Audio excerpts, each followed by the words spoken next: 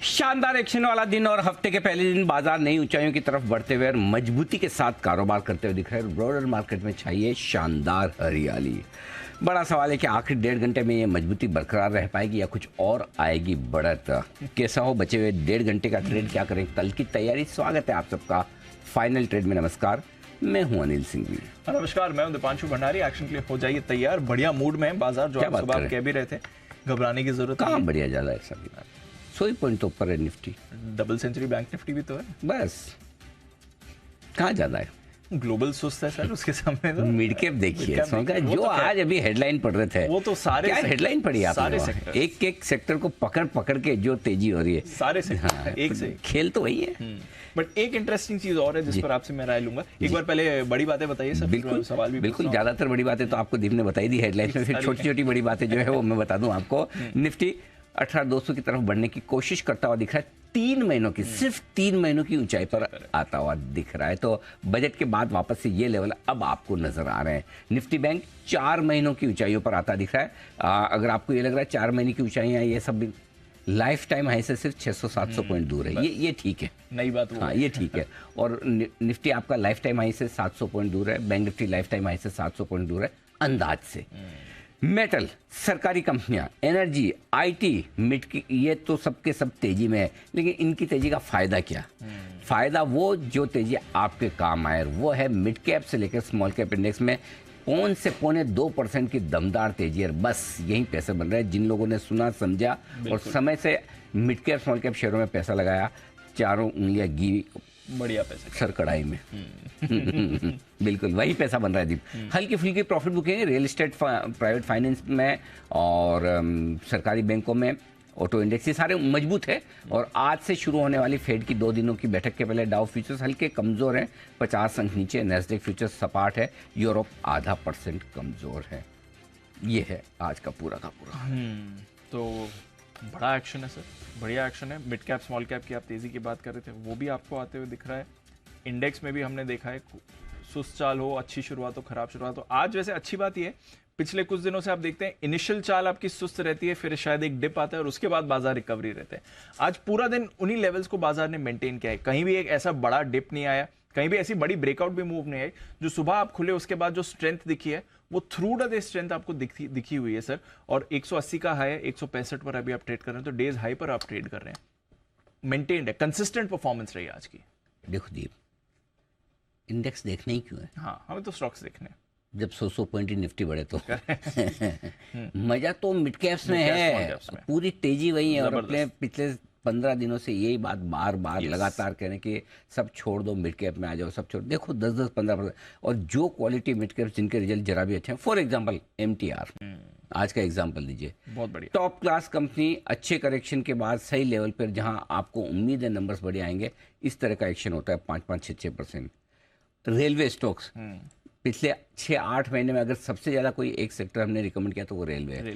जो स्टॉक पसंद हो आपको वो आप खरीदिए, खरीद के बैठ जाइए। 10-10% RVNL, IRFC जैसे स्टॉक कौन सोचता था कि इतना कभी बढ़ेंगे। इरकॉन देखिए 12% ऊपर है, रेल विकास 10% ऊपर है। ये है कमाल। अगर आपने सही थीम पकड़ ली, सही स्पेस पकड़ ली कि अब मिड कैप स्मॉल कैप, आप बिलीव नहीं करोगे बड़े दिनों बाद मेरा ऐसा मन ही नहीं हो रहा कि मैं इंडेक्स देखूं। नहीं तो मेरे से ज्यादा इंडेक्स का कीड़ा बहुत कम लोगों को होगा। मुझे लेवल्स तक याद रहता है, ऊपर नीचे आगे पीछे डेट के साथ में 2-10 मिनट तक बता सकता हूँ मौका पड़े तो लेकिन एक्शन जहां है वहां देखिए। और मैं कह रहा हूँ कि अभी भी कुछ नहीं हुआ है, अभी भी शुरुआत है। अभी भी बहुत सारे मिड कैप ऐसे हैं जो इस महीने आपको बढ़िया पैसा बना कर देंगे। तो मिड कैप की तेजी खत्म नहीं हुई है, इंटरवेल पे नहीं पहुंची है, ये अभी तक शुरुआत हुई। ट्रेलर नाम वाम आ रहे हैं, करेक्ट है ना। हाँ, स्टार कास्ट बताई जा रही है आपको कि कौन कौन से शेयर चलेंगे। स्टार कास्ट में अगर आप ताली बजाने लग जाएं, भागने लगे तो अलग बात है। बट पॉइंट ये है कि हाँ, इसका मतलब ये नहीं कि कोई भी शेयर किसी भी दाम पे आपको खरीद लेना है। मिड कैप स्मॉल कैप खरीदने में थोड़ी एक्स्ट्रा सावधानी रखनी पड़ती है, लेकिन यहाँ पैसा बनेगा, अच्छे स्टॉक्स आपने बनेगा। और जो लोग दुखी हैं, परेशान है, हताश है, निराश है, 18,000 आ गया, हमारा कुछ नहीं हुआ, आपका भी होने वाला है। आपके भी शेयरों के भाव आएंगे, सबका आएगा, कोई टेंशन नहीं। अब बिल्कुल ही कचरा लिया हो तब तो अलग बात है, बट ढंग की क्वालिटी का आपका शेयर, तो आप चिंता मत कीजिए, आ जाएगा भाव, पैसा भी बनेगा, ढंग से बैठे रहेंगे अच्छे शेयरों में। सो आई थिंक ये टाइम है। हाँ, एक बात जरूर कहना चाहता हूँ, स्पीड थोड़ी सी कम हो जाए तो मैं खुश होऊंगा, लेकिन स्पीड कम होगी, ज़्यादा होगी, करेक्शन होगा, बढ़ेगा और बढ़ेगी, ये डिसाइड हम परसों करेंगे, आज नहीं करेंगे। आज नहीं करेंगे, परसों। पॉलिसी के परसों। बाद, ठीक है। हाँ, जैसा मैं पावेल साहब बोलेंगे उस हिसाब से हम करेंगे। करेक्ट। ठीक है। हाँ, Done. हमारे जीएसटी कलेक्शन शानदार, शानदार। एफआईएस की खरीदारी शानदार, हमारे तकनीकी तौर पर मार्केट शानदार, कहीं कोई गैप नहीं छोड़ रहे, Correct. रोज उसी दिन सेम डे गैप फिल करो, आगे बढ़ो, एब्सोल्युटली। बढ़ने की स्पीड बहुत बढ़िया। तो अब खाली यही कि आप यही कह सकते हैं कि अरे इतना जल्दी इतना बढ़ गए इसलिए रुकना चाहिए, ठीक है, बात सही रुकेंगे ना, यू टर्न नहीं लेना है, रुकने में कोई हर्ज नहीं, रुकना चाहिए, हमेशा रुकना चाहिए, रुक रुक के चलना चाहिए, यू टर्न नहीं ले, टॉप बना के घूम नहीं जाना कि भाई अब आगे नहीं जाएंगे। सो अभी तक वो कोई संकेत नहीं है, और सबसे बढ़िया चीज दीप यही है, अपना स्टॉप लॉस आपको पता होना चाहिए। बिल्कुल। और एक चीज और बता दूं कि अगर समझो एक आध दिन फॉर एग्जांपल कोई करेक्शन आ भी जाए, समझो कि हल्का फुल्का आ जाए फेड की मीटिंग के पहले या बाद में, तब भी मिड कैप स्मॉल कैप शेयरों की तेजी जो शुरू हुई है वो एकदम से रिवर्स नहीं होगी। यस। तो इसलिए इतना डरिए भी मत। तो सेलेक्टिवली अपने मिड कैप स्मॉल कैप शेयरों पे तेजी बनाकर रखना है। अब रहा सवाल इंडेक्स का, जो परंपरा के मुताबिक एक बार ले। बता दूं, 18,075 18,100 आज के लिए मजबूत सपोर्ट जोन का काम करेगा, आसानी से टूटेगा नहीं। 18,075 18,100 स्ट्रॉन्ग सपोर्ट जोन है दीप। ऊपर की तरफ 18,200 275 की रेंज है हमारी हायर साइड, वहां तक जाएगा, वहां देखेंगे क्या कुछ होना है, उस रेंज में हम थोड़ी प्रॉफिट बुकिंग करेंगे अगर ठीक ठाक मौका मिला तो, नहीं तो देखेंगे क्या नीचे आएगा तो लेना है। बैंक निफ्टी आपको सुबह मैंने कहा था, या तो हमें 43,500 के पार होने पर खरीदना है, आज का हाई 43,483 है, नहीं पार हो रहा, पूरे दिन भर जोर लगा लिया है, निफ्टी का पूरा सपोर्ट है, तो 43,500 के ऊपर ही खरीदने का सोचेंगे, नहीं तो नीचे आएगा 43,250 के आसपास अपना पहला एंट्री पॉइंट हुआ था, आज का 43,270 है। सो 43,250 43,500 की रेंज हमारे लिए नो ट्रेड जोन है, आराम से देखेंगे, wait and watch. View positive side पर है, लेवल से खरीदेंगे। क्यों? निफ्टी बैंक निफ्टी में लेवल ठीक नहीं मिल रहा है एंट्री का, नहीं लेना है ऊपर में, लेना है तो mid cap small cap share लेना है। गॉट। तो वैसे तो अनाप्शन आप तो है नहीं कि आप पूरा मार्केट खरीद लोगे, यस। है ना, जितना है उतना ही ले पाओगे ना। सो अब इस वक्त स्टॉक स्पेसिफिक हो जाइए। जब हम कई बार आपको बोलते हैं इंडेक्स स्पेसिफिक हो जाइए, स्टॉक को छोड़िए, अभी टाइम स्टॉक स्पेसिफिक होने का, क्योंकि उसी पैसे में आपको स्टॉक ज्यादा कमाई करके दे देंगे इंडेक्स के बजाय, और स्टॉक चल रहे हैं इसलिए। बस इतना ध्यान रखिए। डन। एक चीज सर, हाँ जी, विक्स को एक बार पुल अप कर देते हैं। क्या हो गया? यूजुअली मार्केट बंद तो नहीं हो रहा? विक्स को हम भूल जाते हैं, रिकॉर्ड लोज के करीब था, आज 10% विक्स ऊपर है। तो डेट और के आज बाउंस है। आज वॉलेटाइल हुआ नहीं है मार्केट, आज तो बिल्कुल स्टेबल रहा है। एक्चुअली मुझे लग रहा है कि दो रीजन है दीप, और राइटली सो। कई बार मैं एग्री नहीं करता, लेकिन आज विक्स के 10% बढ़ने के दो बड़े कारण हैं। एक, ओवरसोल्ड विक्स का इंडेक्स है जो वहां से बाउंस होकर बताया लाइफ टाइम लो के आसपास। तो दूसरा है कि परसों की फेड की बैठक के पहले थोड़ी वॉलेटिलिटी बढ़ने की उम्मीद रखना गलत नहीं है, ये होना चाहिए। सो अच्छा है, कॉल राइटर्स को भी या पुट राइटर्स को भी थोड़ा तो पैसा बनने को मिले, हमेशा खाली बायर ही बनाए ये ठीक नहीं है, राइटर भी बनाना चाहिए। तो आई थिंक विक्स का बढ़ना अच्छी बात है, गलत नहीं है। थोड़ी वॉलेटिलिटी बढ़ेगी और ये आपका माइंडसेट भी बना देती है कि मुझे 2 दिन की इवेंट को प्ले करना है तो मैं थोड़ा सावधान हूँ। तो 2 दिन अब आपको इंडेक्स लेवल पे थोड़ा सा ऊपर में सावधान रहना है, बस उतना ही। बिल्कुल, इवेंट है तो उसका एक्शन भी आएगा ही। आइए हमारी टीम से भी बात करते हैं। कुशल, अरमान दोनों हैं तैयार ट्रिगर्स और खबरें बताने के लिए। कुशल, गुड आफ्टरनून, बताएं ट्रिगर्स बाजार के लिए। गुड आफ्टरनून दीप। ट्रिगर्स में निफ्टी से टाटा स्टील और साथ ही अंबुजा सीमेंट एफिनो स्पेस से ये कंपनियां नंबर्स डिक्लेयर करेंगी। पोस्ट मार्केट ही इनके एक्सपेक्टेशंस हैं। साथ ही यूको बैंक पर फोकस रखिए। नतीजों के साथ साथ इक्विटी के जरिए पूंजी जुटाने पर कंपनी विचार करेगी। रिलायंस से इसकी बोर्ड बैठक होने वाली है। शेयर होल्डर्स के साथ फाइनेंशियल सर्विसेज कारोबार के डिमर्जर को लेकर ये विचार करते हुए दिखेंगे। 2 दिन की एफओएमसी की बैठक ऑफकोर्स जिसके बारे में हम बात कर रहे थे, ये तो शुरू हो जाएगी आज से। और यूरोप के लिहाज से अप्रैल महीने का सीपीआई आंकड़ा ये भी आपके सामने आज आता हुआ दिखेगा। कल के दिन में नंबर्स के लिहाज से निफ्टी से टाइटन अपने नंबर्स डिक्लेयर करेंगे। एफिनो स्पेस से लंबी सूची है। ABB India, Cholamandalam investments, Godrej properties, Havells, MRF, Petronet LNG और टाटा केमिकल्स जैसे स्टॉक्स अपने नंबर्स जो है डिक्लेयर करते हुए दिखेंगे। अल्कार्गो लॉजिस्टिक्स ये ए सेगमेंट में शिफ्ट हो जाएगा T2T सेगमेंट में। डिमर्जर की वजह से इसे T2T सेगमेंट में डाला गया था। सिम्फनी इसका बाईबैक खुलता हुआ दिखेगा। 17 मई तक ये बाईबैक खुला हुआ रहेगा। टेंडर ऑफर के जरिए ये बाईबैक किया जा रहा है। साथ ही आईपीओ के लिहाज से मैनकाइंड फार्मा यहाँ पर आईपीओ अलॉटमेंट की जाएगी और ऑनलाइन फ्रॉड ट्रांजैक्शंस और साइबर क्राइम और ये जितने भी सिक्योरिटी रिलेटेड इश्यूज हैं इसको लेकर काफ़ी सारे इंस्टीट्यूशन जैसे आरबीआई, आईबीए, एनपीसीआई जैसे ऑर्गेनाइजेशन शामिल होंगे इस बैठक में। ग्लोबल इवेंट के लिहाज से जापान यहाँ पर ट्रेडिंग हॉलीडे रहेगा। लेबर डे जो है यहाँ पर एक्सटेंड होता हुआ दिख रहा है 3 मई से, यानी कि कल से 5 मई तक जापान के बाजार बंद रहेंगे। फेड की पॉलिसी ऑफ कोर्स जो है कल आती हुई दिखेगी। साथ ही 4 में थर्सडे यहाँ पर निफ्टी से एचडीएफसी लिमिटेड और हीरो मोटोकॉर्प, निफ्टी की ये 2 कंपनियां अपने नंबर्स डिक्लेयर करेंगे। एफएनओ स्पेस से Dabur, Tata power, TVS Motors, IDFC limited समेत यूनाइटेड ब्रेवरीज के नंबर्स पर भी नजर रखें। बीएमएल लैंड एसेट्स ये ट्रांसफर हो जाएगा ट्रेड टू ट्रेड सेगमेंट से। साथ ही एस्ट्रा माइक्रोवेव प्रोडक्ट्स, इसका क्यूआईपी के इशू प्राइस तय करने पर कंपनी की बोर्ड बैठक होने वाली है। ब्लू स्टार नतीजों के साथ साथ बोनस शेयर जारी करने पर विचार करेगा। एक्स डेट है stock split Apollo micro systems की। ग्लोबल इवेंट के लिहाज से चाइना 3 दिनों की छुट्टी के बाद खुलता हुआ दिखेगा। यूरोप के लिहाज से मार्च महीने का पीपीआई आंकड़ा और साथ ही ईसीबी की पॉलिसी ये भी आपको गुरुवार को आती हुई दिखेगी। ढेरों इवेंट्स चीन में 3 दिन की छुट्टी चल रही है। चीन में 3 दिन की छुट्टी चल रही है सैटरडे संडे नहीं, 3 दिन की कैसे होगी? 4 की तो होगी सर। मतलब कैसे 3 दिन की? Friday, Monday, Tuesday. नहीं तो 5 दिन की होगी फिर तो। हाँ ठीक है। जो बड़ा स्मार्ट एचआर डिपार्टमेंट होता है ना, वो बीच की छुट्टियों को भी छुट्टियों में गिन लेता है। हाँ, सैंडविच। अगर हाँ आप छुट्टी के पहले छुट्टी लो और छुट्टी के बाद छुट्टी लो तो छुट्टी भी छुट्टी में काउंट हो जाती है। हाँ, वो भी निकल जाती है, समझ गए? खाते से कट। हाँ, इसलिए कभी भी छुट्टी के आगे छुट्टी के पीछे छुट्टी नहीं लेना।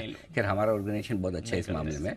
हम वो जो एक्चुअली जितने दिन की छुट्टी लेते हैं ये, लेकिन कुछ ऑर्गेनाइजेशन में ये प्रैक्टिस है वो बहुत गलत है। बीच में अगर भाई आदमी जब छुट्टी ले रहा है उसी की गिनो ना। मतलब जो सैटरडे संडे तो उसकी छुट्टी क्यों, फिर उसमें ना उल्टा ऑर्गेनाइजेशन को नुकसान होता है। क्योंकि फिर आदमी ना वो प्लानिंग है, जब पूरी छुट्टी देनी है तो मैं फिर सैटरडे संडे क्यों, जब मैं फुल डे लूंगा तभी लूंगा। तब ऐसे फिर जो एम्प्लॉय होते हैं वो ऐसा करता है। तो इस मामले में हमारा ऑर्गेनाइजेशन बहुत अच्छा है। बीच में छुट्टी होती है उसको छुट्टी में काउंट नहीं, जितनी एक्चुअल दिन छुट्टी। हाँ, तो कितने दिन की छुट्टी हुई चाइना की? सर 3 दिन। ओके, चलिए। जापान भी वैसे 3 दिन की छुट्टी पे जा रही है, वहां पर भी यही चलने वाला है। सही है, मजे इन लोग के। सब बड़े बड़े मार्केट पैसे कमा के बैठे हैं, छुट्टियां लेते रहते हैं। आइए अरमान बताएं कौन सी खबरें। गुड आफ्टरनून जी। कुछ जैसे ऑटो कंपनीज के कुछ अपडेट्स यहाँ पर भी आते हुए दिखे हैं, जिसमें बजाज ऑटो, जिसमें अप्रैल में कुल बिक्री जो है लगभग 6.5% के आसपास बढ़कर आई है। और घरेलू बिक्री की बात करें तो वहाँ पर अच्छी खासी बढ़ोतरी दिखी है, लगभग 110% के आसपास की बढ़ोतरी दिखी है। M&M यहाँ पर भी कुल बिक्री लगभग 36% बढ़ी है। और पीवी बिक्री की बात करें तो वहाँ पर लगभग 54% के आसपास की आपको बढ़ोतरी दिखेगी। वरुण बेवरेजेस पर ध्यान रखिएगा, क्योंकि एक तो रिजल्ट तो आया ही है। रिजल्ट में अगर आप देखें मुनाफे में लगभग 69% के आसपास की बढ़त है, आय में भी लगभग 38% की बढ़त है। आपको मार्जिन में भी इंप्रूवमेंट दिखेगा, 18.5% से बढ़कर 20.2% के आसपास। और बोर्ड ने अगर आप बात करें तो लगभग जो शेयर स्प्लिट है, एक शेयर को 2 शेयर के लिए विभाजन के लिए भी मंजूरी देते हुए दिखे हैं। न्यूजेन सॉफ्टवेयर यहाँ पर भी बढ़िया नतीजा है, मुनाफे में लगभग 63% के आसपास बढ़ रही है। मार्जिन में अच्छा उछाल है, 20.7% से बढ़कर 29% के आसपास जो है वहां पर आते हुए दिखे हैं। NMDC यहाँ पर अप्रैल में जो बिक्री है वो लगभग 10% बढ़कर आई है। और अगर आप उत्पादन की बात करें तो वहां पर 11% के आसपास की बढ़ोतरी दिखेगी। और इसी के साथ साथ राउटर्स के हवाले से खबर ये भी आती हुई दिखी है कि चीन को लो ग्रेड आयरन और एक्सपोर्ट करने की जो है यहाँ पर योजना भी है। कोल इंडिया पर NMDC चीन को लो ग्रेड, ये मेरे को अच्छा लगा। मतलब चीन वालों को लो ग्रेड वाला ही माल चाहिए ऐसा। अब चीन की क्या गलती है अगर वो लो ग्रेड वाला बना के बेचते हैं तो? वही सस्ता करके वो भी और वैसे भेजेंगे। तो क्या वापस खबर पूरी पढ़ो, इतना अच्छा लगा सुन के, वापस पढ़ो। तो चीन को लो ग्रेड आयरन और एक्सपोर्ट करने की योजना NMDC की। वेरी गुड, बहुत बढ़िया जी। आगे वाली खबर बताइए। कोल इंडिया यहाँ पर अप्रैल मंथ का यहाँ पर भी अपडेट आया है। अप्रैल के अंत तक अगर आप देखें तो पावर प्लांट्स में लगभग 3.38 करोड़, लगभग 3.4 करोड़ जो है टन कोयला है। उसी के साथ साथ अप्रैल में अगर उत्पादन का डेटा देखें तो वहां पर भी लगभग आपको 7.5% के आसपास की बढ़ोतरी दिखेगी। और एक्सक्लूसिव खबर ये भी आती हुई दिखी है कि कोल मिनरल कंपनी को रिन्यूएबल प्रोजेक्ट पर जो है फोकस है। इसमें आप कोल इंडिया या NLC इंडिया दोनों के लगभग 5,560 मेगावाट जो प्रोजेक्ट हैं उनके लिए भी चर्चा होती हुई दिखी है। मोइल यहाँ पर भी अपडेट है, अप्रैल में जो मैग्नीज और का उत्पादन है वो लगभग आप देखिए 26% बढ़ा है। न्यू इंडिया एश्योरेंस, यहाँ पर जो हमारी एक्सक्लूसिव खबर आती हुई दिखी थी, यहाँ पर नेशनल रिटेल ट्रेड पॉलिसी में हेल्थ पॉलिसी देने की योजना है, जिसमें अगर आप कुल ओवर मिलाकर देखें तो सरकार की लगभग 1.4 करोड़ जो है जीएसटी रजिस्टर्ड ट्रेडर्स के लिए जो है ये योजना आती हुई दिखेगी। एनसीसी, यहाँ पर इनको ऑर्डर मिलता हुआ दिखा है, 6 नए ऑर्डर मिले, लगभग 3,300 करोड़ के आसपास के ऑर्डर मिलते हुए दिखे हैं। एनबीसीसी, यहाँ पर भी ऑर्डर मिला है जिसमें 750 करोड़ का जो है ऑर्डर मिलता हुआ दिखा है। रेडगेन ट्रेवल कंपनी को जो ब्राज़ील की एयरलाइंस के साथ इनको एक ऑर्डर मिलता हुआ दिखा है। और अंत में कई सारी ब्लॉक डील्स हैं जिसमें आरवीएनएल लगभग 1.7 करोड़ शेयर्स के आसपास के सौदे होते हुए, जोमेटो में 66 lakh, IDFC first bank 64 lakh, JM financial 20 lakh, Divyani international 11 lakh और टाटा स्टील भी लगभग 11 लाख शेयरों के कई सौदे की। बड़े सौदे हुए हैं और स्टॉक्स में भी एक्शन है। आईडीएफसी फर्स्ट, अनिल जी, सुबह की चाल जो है बरकरार है, 4.5% मजबूत। पहला जबरदस्त। बैंक ऐसा है जो रिजल्ट के बाद घटा नहीं है, घटा नहीं है, या मुनाफा फिर- वसूली नहीं आई है, हाँ, मतलब टिका है एकदम, टिका मजबूत हुआ है। इसीलिए कल और आज दोनों दिन जो रिकमेंडेशन थी ठीक साबित हुई। चलिए बढ़ते आगे, एक्सपर्ट्स का दमदार पैनल है तैयार। स्वागत किया जाए बंसल जी का, कुणाल जी का। सुमित जी बहुत ज्यादा मुस्कुरा रहे हैं, लगता है कुछ ना कुछ खास बात अंदर छुपा रहे हैं जो जल्दी से बिगुल के बाद आएगी। और हिमांशु जी और वागले साहब का भी बहुत बहुत स्वागत है। और हिमांशु जी काफी देर से इंतजार कर रहे हैं अपने बिगुल का, कर रहे हैं तो करने दो। पहले बिगुल वागले साहब के वागले लिए, साहब के लिए। वागले का wonder.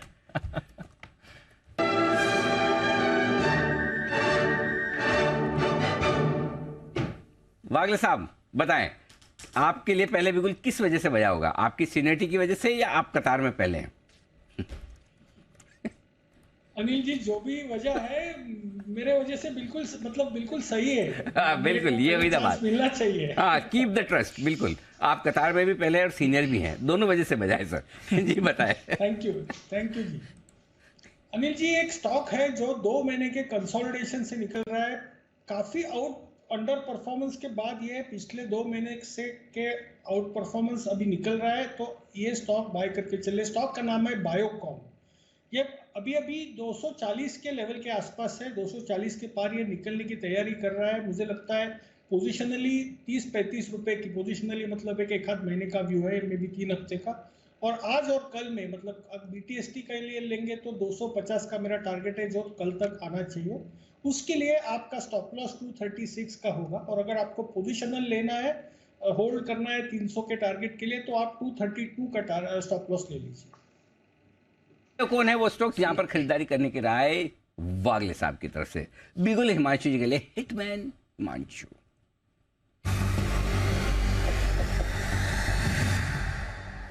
Himanshu ji फरमाएं।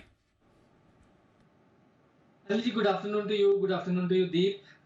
Sir, Nifty auto में एक मोमेंटम बनता हुआ नजर आ रहा है और यहाँ पर खरीदारी करनी है मारुति में। मारुति के फ्यूचर्स में एक काफी स्ट्रांग ब्रेकआउट देखने को मिल रहा है।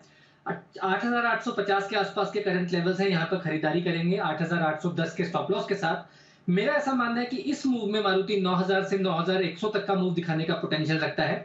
तो यहाँ पर अगर खरीदारी करेंगे तो ट्रेडिंग के लिहाज से 8,950 और 9,020 ये 2 टारगेट्स के लिए मारुति के फ्यूचर्स में खरीदारी करके चलने की सलाह है। और अल्टरनेटिवली अनिल जी, 8800 के स्ट्राइक का कॉल ऑप्शन जो कि अभी 180 रुपए पर ट्रेड कर रहा है, इसमें 175 तक 180 इस जोन में खरीदारी करके चले। कोई भी अगर डिप मिलता है 145 रुपए का स्टॉप लॉस रखें। 220 और 260 ये 2 टारगेट्स मारुति की 8,800 के स्ट्राइक की कॉल ऑप्शन में मुझे लगता है कि ये टारगेट्स आते हुए नजर आ सकते हैं। काफी स्ट्रॉन्ग ब्रेकआउट है और मुझे लगता है कि 9,000 से ऊपर मारुति आपको कल तक देखने को मिल सकता है। बहुत ही बढ़िया। तो 9,000 के पार निकलता हुआ मारुति और ऑटो स्टॉक्स में बड़ी तेजी दिख रही है। हिमांशु जी को पसंद आ रहा है इन्हीं ऑटो स्टॉक्स पर। बहुत पहले कहाँ हैं कुणाल जी और राकेश जी, जरा दिखाइए, दर्शन करवाइए, जिन्होंने ऑटो ETF ऑटो इंडेक्स खरीदारी करने की राय दी थी और उसके बाद से ऑटो स्टॉक्स बहुत तेजी से चल रहे हैं। लेकिन वो तो जो दी वो तो इतिहास हो चुका है। बंसल जी, अब कितनी लेफ्ट आउट फीलिंग आ रही है आपको कि बाकी एक्सपर्ट धड़ाधड़ ऑटो पर राय दिए जा रहे हैं, आपने पहले दी अब नहीं दे रहे? नहीं अनिल जी, मेरे को लेफ्ट आउट फीलिंग नहीं आ रही अनिल जी, मुझे साइंटिस्ट वाली फीलिंग आ रही है। आप देखें अभी जैसे हिमांशु जी मेटल्स पे कॉल देते हैं तो कभी निफ्टी मेटल की बात करते हैं, कभी भी बात नहीं करते हैं। मिड कैप में किसी स्टॉक की बात करते हैं तो नहीं, मिड कैप की बात नहीं करते हैं। रिलायंस पे कॉल देते हैं तो ऑयल एंड गैस की बात नहीं करते नहीं। अनिल जी। और उधर से वो देखिए हमारे आशु जी हैं, वो निफ्टी ऑटो का फ्यूचर नहीं है, उसमें सेल कॉल भी दे जाते हैं और जहां देते हैं अनिल जी वहीं बॉटम बनता है अनिल जी। तो एक साइंटिस्ट वाली फीलिंग आ रही है कि इस प्लेनेट पे हमने निफ्टी ऑटो के इंडेक्स की डिस्कवरी करी है। ये बढ़िया है, बहुत ही अच्छा है। तो आपका निफ्टी ऑटो इंडेक्स बढ़ाने का जिम्मा अब हिमांशु जी ने उठाया है, उनके लिए आप उनको धन्यवाद दे दें, टेक्स्ट कर दीजिएगा आपस में। हाँ ठीक है, ओके। तो ये है आपके लिए मारुति में खरीदारी करने की राय आपके लिए आती हुई दिख रही। तो बढ़िया एक्शन होता हुआ दिख रहा है और मेरे ख्याल से कुणाल जी, राकेश जी भी तैयार है और सुमित जी भी तैयार। तो पहले बिगुल सुमित जी के लिए सुमित का सुपरहिट।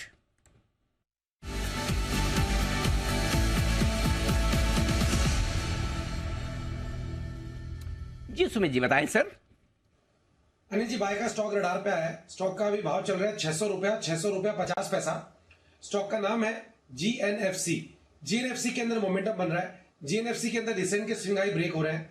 आज पिछले 3 दिनों के हाई भी ब्रेक कर रहा है। GNFC दिसंबर 2022 के हायर लेवल्स पे आ चुका है। मेरे को लग रहा है कि GNFC के अंदर यहां से एक बढ़िया मूव आज और आने वाले दिनों के अंदर ऊपर की तरफ देखने को मिलेगा। स्टॉक का जो नीचे में चार्ट्स के ऊपर सपोर्ट है 585, 590 के पास है। 585 का स्टॉप लॉस लगा के GNFC में यहाँ पे CMP पे खरीदारी करके चलने का सलाह रहेगा। ऊपर में जो टारगेट देखने को मिल सकते हैं, इसका पहला टारगेट बनेगा 620 रुपए का, दूसरा टारगेट बनेगा 630 रुपए का। 2-4 दिनों का व्यू लेके खरीदारी करें 585 के स्टॉप लॉस से 620, 630 के टारगेट्स के लिए। 630 के टारगेट के लिए GNFC में करें खरीदारी, ये है आपके लिए सुमित जी की राय। चार्ट कॉर्नर राकेश जी, कुणाल जी के लिए।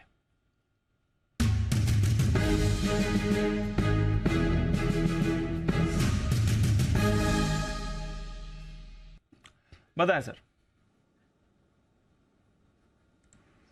देवांशु, हमारा चार्ट कॉर्नर पिक है कॉनकॉर कंटेनर कॉर्पोरेशन पर खरीदारी की राय है। यहाँ पर देखें तो एक पिवट टूट रहा है 617 का कैश के अंदर स्टॉक ने एक पिवट तोड़ा है और नीचे में जो स्टॉक एक डाउन ट्रेंड के अंदर चाह रहा था उस पे एक फुल स्टॉप लगा है और स्टॉक में एक रिवर्सल के संकेत हैं, टर्न अराउंड ब्रेकआउट है। ओवर टू कुणाल जी।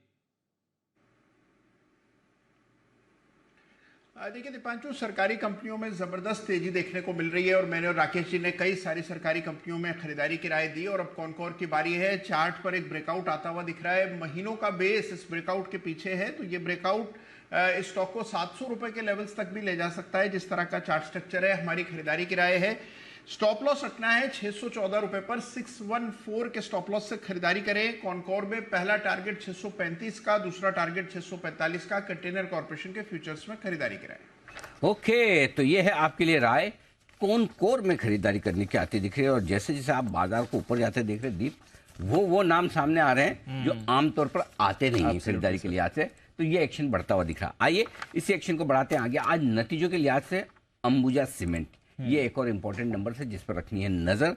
तो आइए जरा अरमान के साथ जान लेते हैं किस तरह के पूर्वानुमान इनके नतीजों को लेकर है। अल्ट्राटेक के तो आगे हैं, अल्ट्राटेक आया था, डालमिया भारत आया था, सीमेंट में तो ये दोनों आए, छोटे में वो एजेंट भी आ गया। हाँ, ACC भी तो आ गया ना। तो और छोटे में अभी ओरिएंट सीमेंट। तो उम्मीदें तो कमी होगी इधर भी आपकी। यस सर, वही सेम स्टोरी है। सेम है कि QOQ अगर आप देखेंगे ओवरऑल, यहाँ पर भी QOQ अगर आप देखेंगे तो मार्जिन इंप्रूवमेंट होंगे। बताइए। पर अगर आप आय की बात करें, जैसे कि अगर आय में यहाँ पर लगभग 7 से 8% के आसपास की जो है बढ़ोतरी का अनुमान है। क्योंकि अगर आप देखें तो वॉल्यूम्स जो हैं, जैसा कि अगर आपने देखा दूसरी सीमेंट कंपनियों में भी, यहाँ पर भी वॉल्यूम में बढ़ोतरी दिखेगी। और वही सिर्फ YOY नहीं, QOQ दोनों जगह अगर आप देखें तो आपको बढ़ोतरी दिखेगी। YOY लगभग 9% के आसपास की, QOQ लगभग 6% का आपको आसपास का उछाल दिख सकता है। अब क्योंकि जो वेरिएबल कॉस्ट है वो अगर आप YOY अगर आप देखेंगे तो 17% के आसपास बढ़ने का अनुमान है। इसी के चलते जो EBITDA है, कामकाजी मुनाफा है, वहां पर आपको लगभग 2% के आसपास की गिरावट दिखेगी। और YOY मार्जिन जो है वहां पर भी आपको थोड़ा पेन आता हुआ दिखेगा। 20% के आसपास जो मार्जिन है वो गिरकर लगभग 18 से 19% के 18.4% के आसपास आते हुए दिखेंगे। हालांकि क्योंकि अगर वेरिएबल कॉस्ट YOY तो अगर बढ़ रही है पर QOQ आपको कम होती हुई दिखेगी, इसलिए जो मार्जिन आपको इंप्रूवमेंट दिखेगा वो QOQ तो आपको मार्जिन में इंप्रूवमेंट होता हुआ दिखेगा। और इसी के चलते अगर आप देख रहे हैं मुनाफे में भी लगभग आपको दिखेगा कोई बड़ी गिरावट नहीं आने का अनुमान है। अगर आप देखेंगे मुनाफा तो लगभग 3.5% के आसपास गिरावट आने का अनुमान है। तो ओवरऑल मार्जिन जो है YOY आपको थोड़ा पेन दिखेगा, QOQ आपको बढ़िया दिखेंगे। वॉल्यूम्स पे यहाँ पर भी नजर रखेंगे, हो सकता है कि वॉल्यूम्स में यहाँ पर भी अच्छी ग्रोथ आती हुई दिखे। तो अच्छे नंबर्स आने चाहिए अंबुजा से ओवरऑल बेसिस पे। बिल्कुल। ठीक है, चलिए अंबुजा पर रखते हुए नजर, देखते हैं कैसी परफॉर्मेंस रहेगी। 400 के लेवल पर इस समय फिलहाल ट्रेड भी करते हुए आपको दिख रहा है। एक बार हिमांशु जी जरा चार्ट भी देख लें अंबुजा सीमेंट, कोई राय इस पे? जी देखिए, काफी समय से स्टॉक के कंसोलिडेशन में ही बना हुआ है। एक अच्छी बात यह रही कि स्टॉक ने लोअर लेवल्स पर अपनी सपोर्ट को होल्ड किया और जो ब्रेकडाउन, इनिशियल ब्रेकडाउन था उसके बाद कभी भी लोअर लो स्टॉक ने नहीं बनाए। लेकिन ऑन द कॉन्ट्रेरी एक और बात है, बाकी अदानी रिलेटेड स्टॉक्स ने थोड़ी सी रिकवरी भी दिखाई, बट ये स्टॉक अभी तक किसी तरह की कोई रिकवरी भी नहीं दिखाता हुआ नजर आया। मुझे लगता है कि 400-402 रुपए का एक important pivot, important resistance, important necklines है, इस लेवल को वॉच आउट करना जरूरी रहेगा। नंबर्स के बाद अगर स्टॉक इसके ऊपर रुकता है तो लगता है एक शॉर्ट कवरिंग रैली देखने को मिल सकती है और स्टॉक 430 से 440 की तरफ जाता हुआ नजर आ सकता है। ओके, 430 से 440 के लेवल्स के लिए कोई फर्क नहीं है नजर। आइए कुछ और काउंटर्स हैं जहां पर आपको बड़ी मूव आती हुई दिख रही है। LIC हाउसिंग, जरा बागले साहब इस पर नजर डालें सर। अच्छी मूव आ रही है, 2.5% ऊपर है इस समय, डेज हाई पर ट्रेड कर रहा है, 2.25% हो गया है। जरा देखें LIC हाउसिंग। दीपांशु, ये स्टॉक भी एक पिछले लगभग मार्च के बाद, मतलब लगभग 1.5 महीने के कंसोलिडेशन से निकल रहा है। मुझे लगता है ये 370 तक तो जाना चाहिए। 365 का पहला टारगेट जो ट्रेडिंग टारगेट है 1-2 दिन में आ सकता है। 373 टू 375 इसका पोजिशनल टारगेट होगा 1 से 2 हफ्तों का, और आपको इसका स्टॉप लॉस 348 का लेना होगा। उसके नीचे जाएगा तो ये वीक हो सकता है। तो ये है आपके लिए LIC हाउसिंग जहाँ पर रखनी है आपको नज़र। NBFCs में बड़ा एक्शन आपको बनते हुए दिख भी रहा है और LIC हाउसिंग में अच्छी तेज़ी भी आ रही है, नज़र रखिए इस काउंटर पर भी। एक दो और काउंटर्स हैं जहाँ पर आपको अच्छी मूव आती हुई दिख रही है और स्टॉक भी तेज़ी पकड़ रहे हैं। आज सुबह जय एस्ट्रल के बारे में बात भी कर रहे थे और स्टॉक में अच्छा मोमेंटम भी है, 2-2.5% की तेज़ी बनी हुई है। सुमित जी जरा एस्ट्रल का चार्ट देखेंगे, पहले भी इस पर बात हुई है, अच्छी मूव आई है, 1480 के लेवल के ऊपर ट्रेड कर रहा है इस समय। दीपांशु, ये रेजिस्टेंस लेवल के पास आ चुका है। आज अगर स्टॉक के अंदर क्लोजिंग 1470-80 के ऊपर मिल जाता है, 1480 टू बी वेरी प्रिसाइज, तो फिर स्टॉक के अंदर ये रैली एक्सटेंड होगा और फिर और ऊपर का मूव बनेगा और 1500-1540 रुपए तक का मूव एस्ट्रल में फिर आने वाले दिनों में देखने को मिल सकता है। स्टॉक के अंदर अच्छा मूव है, अच्छा रिवर्सल है लोअर लेवल से, ब्रेकआउट भी है, पैटर्न ब्रेकआउट है, तो 1500-1540 तक के लेवल एस्ट्रल में ऊपर की तरफ देखने को मिल सकते हैं। एस्ट्रल जहां पर आज सुबह जय की तरफ से भी राय आई थी और स्टॉक में भी मोमेंटम बढ़िया बनते हुए दिख रहा है। कैश मार्केट के स्टॉक्स पर रखिए नज़र, यहाँ पर आपको ज़्यादा बढ़िया मूव आती हुई दिख रही है। कई सारे और स्टॉक्स भी हैं जहाँ पर आपको एक अच्छा उछाल आते हुए दिख रहा है। TCNS क्लोथिंग 5.5% ऊपर है काउंटर। सारे टेक्सटाइल स्टॉक्स में एक अच्छी मूव आ रही है, पहले फ्रंटलाइन टेक्सटाइल स्टॉक्स में आई, फिर अब बाकी में आ रही है। कुणाल जी एक बार TCNS क्लोथिंग का चार्ट देखेंगे, 5% ऊपर बढ़िया मूव आ रही है इसमें। देखिए बिल्कुल एक अच्छा मूव आता हुआ काफी बड़े करेक्शन के बाद देखने को मिल रहा है। स्टॉक काफी अरसे से अंडर परफॉर्म कर रहा है दीपांशु, और मुझे लगता है कि एक सपोर्ट था स्टॉक के लिए लगभग 425 के आसपास, वहीं से स्टॉक में हमने एक टर्न अराउंड होता हुआ देखा है और एक पुल बैक आता हुआ दिख रहा है। अगर ये स्टॉक 550 के ऊपर टिका तो ये पुल बैक एक टर्न अराउंड है, एक रिवर्सल है, ये मान करके चलना चाहिए। फिलहाल वेट एंड वॉच करने की राय है, 550 के ऊपर स्टॉक दोबारा से स्ट्रॉन्ग हो जाए। TCNS क्लोथिंग सब बढ़ रहे हैं, कपड़े वाले। आपको जो Textiles थीम है, पसंद आए उस थीम में, रेलवे देख लो, टेक्सटाइल देख लो, फर्टिलाइजर देख लो, मतलब क्या नहीं बढ़ रहा है ना। तो सब कुछ आपके लिए एक्शन वाले हैं ही, आराम से जो आपको पसंद आए वो खरीदिए, कोई टेंशन वाली बात है नहीं। आइए सेठी साहब कार्यक्रम में शामिल होने के तैयार है। उससे पहले क्योंकि सेठी साहब को तो टाइम लगेगा ही जी, देखिए बदनाम तो आशु जी हैं, टाइम तो सेठी साहब भी लेते हैं बिल्कुल बराबर है। हाँ। तो ये मेरे शब्द नहीं है। अच्छा, ये किसी नहीं, मैं कभी ऐसी बात करता क्या ये ओके तो बिल्कुल चार्ट पाउडर का।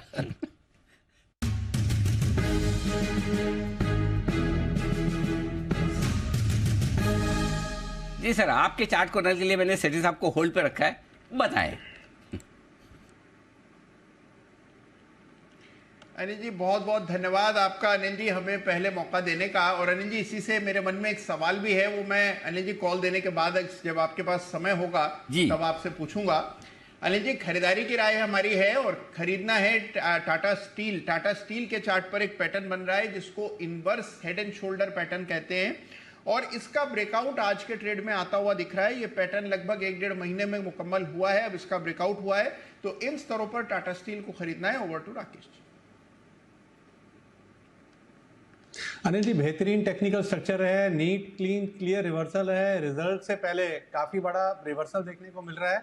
And I am married to the ongoing chart pattern of Tata Steel. बड़े टारगेट्स हैं, 105 का स्टॉप लॉस लगाना है, 120 121 का जोन पहला टारगेट, 125 दूसरा टारगेट, और टाटा स्टील पर है एक ओवरवेट खरीदारी की राय। 125 के टारगेट के लिए ओवरवेट खरीदारी करने की राय। जिस बताएं कुणाल जी, आप कुछ कहना चाहते थे जी। अनिल जी, मेरे मन में एक प्रश्न आया था अनिल जी कि ये जब आपको तय करना होता है कि किसको पहले मौका दे, और मान लीजिए दो लोग बिल्कुल कतार में एक साथ खड़े हों, तो अनिल जी मैंने ये देखा है कि अनिल जी आप बहुत जल्दी फैसला कर लेते हैं कि इसके पास जाएंगे। करेक्ट। तो अनिल जी इसके लिए आप क्या मापदंड इस्तेमाल करते हैं? अनिल जी जो कम बोलता है उसके पास पहले जाते हैं, या जो अनिल जी थोड़ा ज्यादा आक्रामक होता है उसके पास पहले जाते हैं? तो अनिल जी आपकी रणनीति क्या है? अनिल जी थोड़ा समझाइए। देखो, जो मेरे डिसीजन पे ऑब्जेक्शन न ले उसके पास मैं पहले जाता हूँ।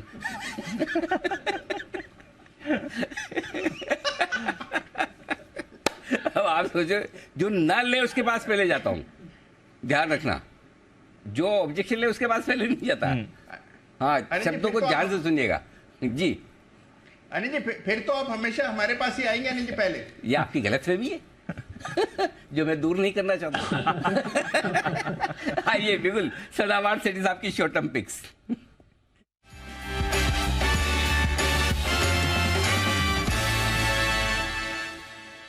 स्वागत है आपका सेठी साहब, बहुत बहुत। और पहले तो बधाई स्वीकार कर रहे हैं। पिछले हफ्ते आपने सीमेंट शेयर में मेरे ख्याल से स्टार सीमेंट की बात भी की थी। आपने बताया था पूरा सारा नॉर्थ में कहाँ कहाँ प्लांट है, कैसे सीमेंट बनाते हैं, क्या क्या करते हैं, हर चीज़ आपने समझाई थी। उसके बाद स्टॉक में जबरदस्त तेजी आज भी दिख रही है और टारगेट भी हिट हो चुके हैं। बिल्कुल। तो एक तो पहले उसकी बधाई। बताएं सर, आज क्या इरादा है? Good afternoon Anil ji, good afternoon Deepanshu. पहले तो Anil ji thank you so much for remembering Star cement. जी। सीमेंट प्रोड्यूस कैसे होता है ये खाली नहीं बताया था, बाकी बताया था कि कहाँ प्लांट्स है और क्या लाइमस्टोन लगता है। हम पूछते भी थे इसका इस्तेमाल कैसे किया जाता है, वो भी हम पूछते हैं आपको।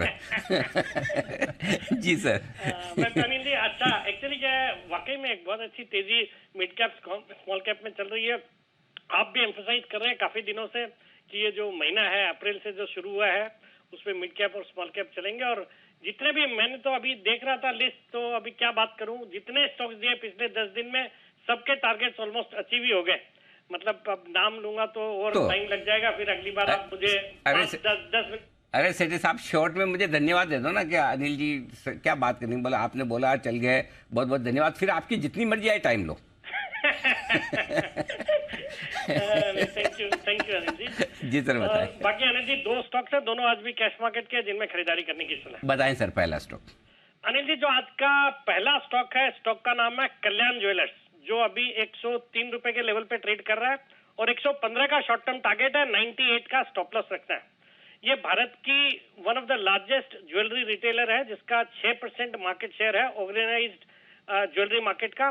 पॉपुलर ब्रांड है, कई पॉपुलर सुपरस्टार्स को ब्रांड एम्बेसडर के तौर पे कंपनी रखी है, जैसे अमिताभ बच्चन एंडोर्स करते हैं, ऐश्वर्या राय बच्चन करती है। और बाकी साउथ इंडिया में बहुत ही पॉपुलर है, साउथ इंडिया में कई सारे इनके ब्रांचेस हैं। और अब कंपनी नॉन साउथ मतलब नॉर्थ इंडिया वगैरह में अपना एक्सपेंशन कर रही है। फिर मिडिल ईस्ट कंट्रीज में भी 5 कंट्रीज में 30 से ज्यादा शोरूम है और अराउंड 14% रेवेन्यूज इनका एक्सपोर्ट से आता है। फंडामेंटल्स दमदार है, दिसंबर तिमाही में भी अच्छे नतीजे थे, 133 करोड़ का पैट था जो पिछले साल 118 करोड़ का पैट था। और जिस तरह से हम गोल्ड में तेजी देख रहे हैं उसका बड़ा फायदा इन गोल्ड वाली कंपनीज को होना है। एक तो इनके जो इन्वेंट्री होती है उसकी वैल्यू बढ़ेगी, फिर जो गोल्ड लोन का भी इनका अच्छा खासा एक करीबन 2000 करोड़ के करीब का कारोबार है, तो उसमें भी एक अच्छी तेजी दिखनी चाहिए। तो all in all I am expecting good numbers from Kalyan jewellers. और कल टाइटन के भी नतीजे आ जाएंगे, that would be a precursor, और उससे अपन अंदाजा भी लगा सकते हैं। बाकी वैल्यूएशन के लिहाज से compare to other stocks in the sector एक सस्ते वैल्यूएशन पे ट्रेड करता है। एफआईआईज भी बुलिश नजर आते हैं, 32% स्टेक ओन करते हैं, जिसमें वॉर्वर पिंकस जो प्राइवेट इक्विटी प्लेयर है वही अकेला 24% हिस्सेदारी रखता है। बाकी गवर्नमेंट ऑफ सिंगापुर है, सुंदरम फंड है। और मुझे लगता है ये स्टॉक भी अपने हाइट से अच्छा खासा करेक्ट होकर एक अच्छे लेवल पे अवेलेबल है। 115 का शॉर्ट टर्म टारगेट, 98 का स्टॉप लॉस। कल्याण ज्वेलर्स खरीदने से आपका होगा कल्याण, ऐसा मानना है सेठी साहब का। बताएं सर, दूसरी पिक। दूसरा स्टॉक अनिल जी है नोसेल, जिसका अभी भाव चल रहा है 218 रुपया। शॉर्ट टर्म टारगेट है 230 के, स्टॉप लॉस है 213 रुपए का। ये एक रबर केमिकल बनाने वाली लीडिंग कंपनी है जो रबर केमिकल टायर इंडस्ट्री में मेनली यूज होता है। उसके अलावा भी जो बाकी रबर प्रोसेसिंग इंडस्ट्रीज है जैसे फुटवेयर है, ग्लव्स है, इंडस्ट्रियल बेल्ट्स है, इन सब सेक्टर को में काम आता है। कंपनी का एक डोमिनेंट 40% का मार्केट शेयर है, बहुत ही जबरदस्त क्लाइंट लिस्ट है, ब्रांड्स भी पॉपुलर है, हर एक सेगमेंट में जो इनके ब्रांड्स है बहुत ही पॉपुलर है। फिर कंपनी ने एक्सपेंशन प्रोग्राम भी लिया है तो उसका भी फायदा आने वाले क्वार्टर्स, आने वाले महीनों में देखने को मिलेगा। और एक जीरो डेट कंपनी है, अच्छे फंडामेंटल्स है, अच्छे रिटर्न रेशियोज, स्टॉक अपने हाईज जो 295 के हाईज थे वहां से अच्छा खासा करेक्ट होया हुआ है। मुझे लगता है इसको भी करंट लेवल्स पे लेना चाहिए for a target of 230, stop loss of 213। Okay, तो ये है राय आपके लिए नौसिल और कल्याण ज्वेलर्स खरीदने की। धन्यवाद सेठी साहब, बहुत बहुत आपका आभार। आइए नितिन जी तैयार है निफ्टी के निशानेबाज नितिन मुरारका, उसके बाद 2:30 बजे वाली स्ट्रेटेजी 2:38 पे आएगी।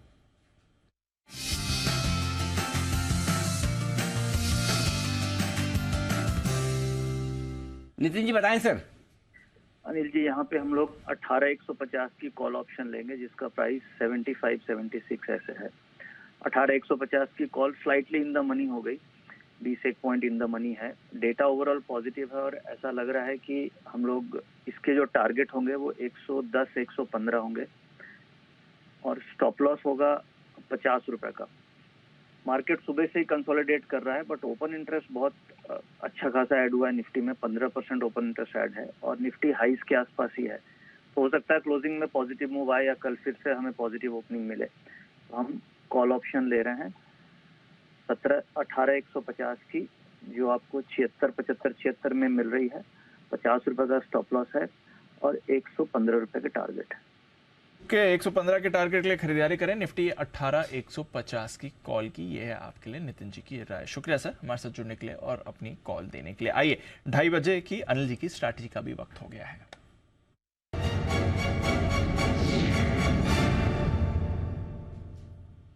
सर हमारे बाजार तो बढ़िया मूड में, डेज हाइपर ट्रेड हो रहा है। 18,200 अब ज्यादा दूर नहीं है निफ्टी के लिए। 43,450 के ऊपर बैंक निफ्टी है बट थोड़ा सुबह से ही सुस्त है। डाउ फ्यूचर्स में आपको करीब 75 अंकों की गिरावट दिख रही है। नैस्डैक फ्यूचर्स में हल्की फुल्की गिरावट है। कल एक दायरे में 50 अंक नीचे बंद हुआ था डाउ, और आज शाम को कुछ ऐसे बड़े नंबर्स तो नहीं है, बस फेड की बैठक शुरू हो रही है तो उस पर हमारी नजर है। यूरोप में मिला जुला कारोबार है बट सुस्ती छाई हुई है। कच्चा तेल ठीक है, रुपया थोड़ा मजबूत खुलने के बाद अब 6 पैसे कमजोर हुआ है। एशिया ज्यादातर पॉजिटिव था अनिल जी, ये अच्छी बात है कि एशिया के बाजार ज्यादातर पॉजिटिव ही क्लोज हैं। क्या करना है सर? तेजी ये तो है ही। लेवल्स बताऊं दीप, कुछ इंटरेस्टिंग डेटा बन रहे हैं, कुछ बन चुके, कुछ बन रहे हैं। पहले किसका जानना चाहेंगे, निफ्टी या bank Nifty? Bank Nifty leadership, जहां मजा आए। बहुत स्मार्टली बात कर रहे हैं आज आप ही से सीखा है। सही, एकदम सही पकड़ा है। पहले बैंक निफ्टी डिस्कस करना होता है। क्यों? बैंक निफ्टी 43,450 पे ट्रेड कर रहा है। 43,400 मेक और ब्रेक लेवल है जी। 43,400 के पुट पर 39 लाख शेयर है, ऑलमोस्ट हाईएस्ट ओपन इंटरेस्ट है। 43,400 की कॉल्स पर 54 लाख शेयर का ओपन इंटरेस्ट है, ऑलमोस्ट हाईएस्ट है। दोनों ऑलमोस्ट है, हाईएस्ट नहीं, ऑलमोस्ट हाईएस्ट है। तो 43,400 के ऊपर आप आखिरी 1.5 घंटे में बने हुए, अगर इसके ऊपर क्लोज देंगे तो ये क्लोज अच्छी मानी जाएगी। राइट। मुझे याद नहीं, हमारी टीम एक बार चेक करके बताएगी, लेकिन जहां तक मुझे याद है शायद हमने बेस्ट क्लोजिंग 43,450 के आसपास की दी है। भले हम 44,150 तक गए ऊपर, शायद एक आध क्लोजिंग ऊपर दी होगी तो दी होगी। 43,500 के ऊपर की हमने ज्यादा क्लोजिंग दी नहीं उस वक्त निफ्टी पे। तो एक बार क्लोजिंग हाई क्या है बैंक निफ्टी का हम देखेंगे। बट 43,400 जिस हिसाब से टिका हुआ है, 3 बजे तक 43,400 टिका रहता है तो आपको ये शॉर्ट कवरिंग दिखाएगा और ऊपर ले जाने की कोशिश करेगा। अगर 43,400 के नीचे आ जाता है 3 बजे तक तो भी ऐसे कोई खास दिक्कत नहीं है।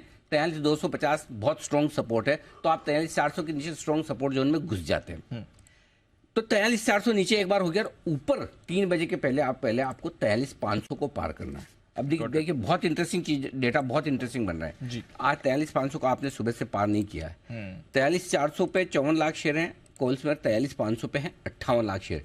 जैसे ही 3 बजे के पहले आप 43,500 को कवर करते हैं, क्रॉस करते हैं, एग्रेसिव शॉर्ट कवरिंग आएगी, मतलब तगड़ी वाली। अच्छा। और ये शॉर्ट कवरिंग बैंक निफ्टी को लेके जाएगी दीप 43,700 तक। 575, 625, 700, ये 3 लेवल ऊपर के बनेंगे। 700 से 850 वो रेंज आएगी जहां पर प्रॉफिट बुकिंग करने की आपको जरूरत होगी आज कल में कभी। सो 3 बजे के पहले ये 43,400 नहीं टूटना चाहिए और 43,500 पार करना चाहिए, तब तो ये कंडीशन अप्लाई है।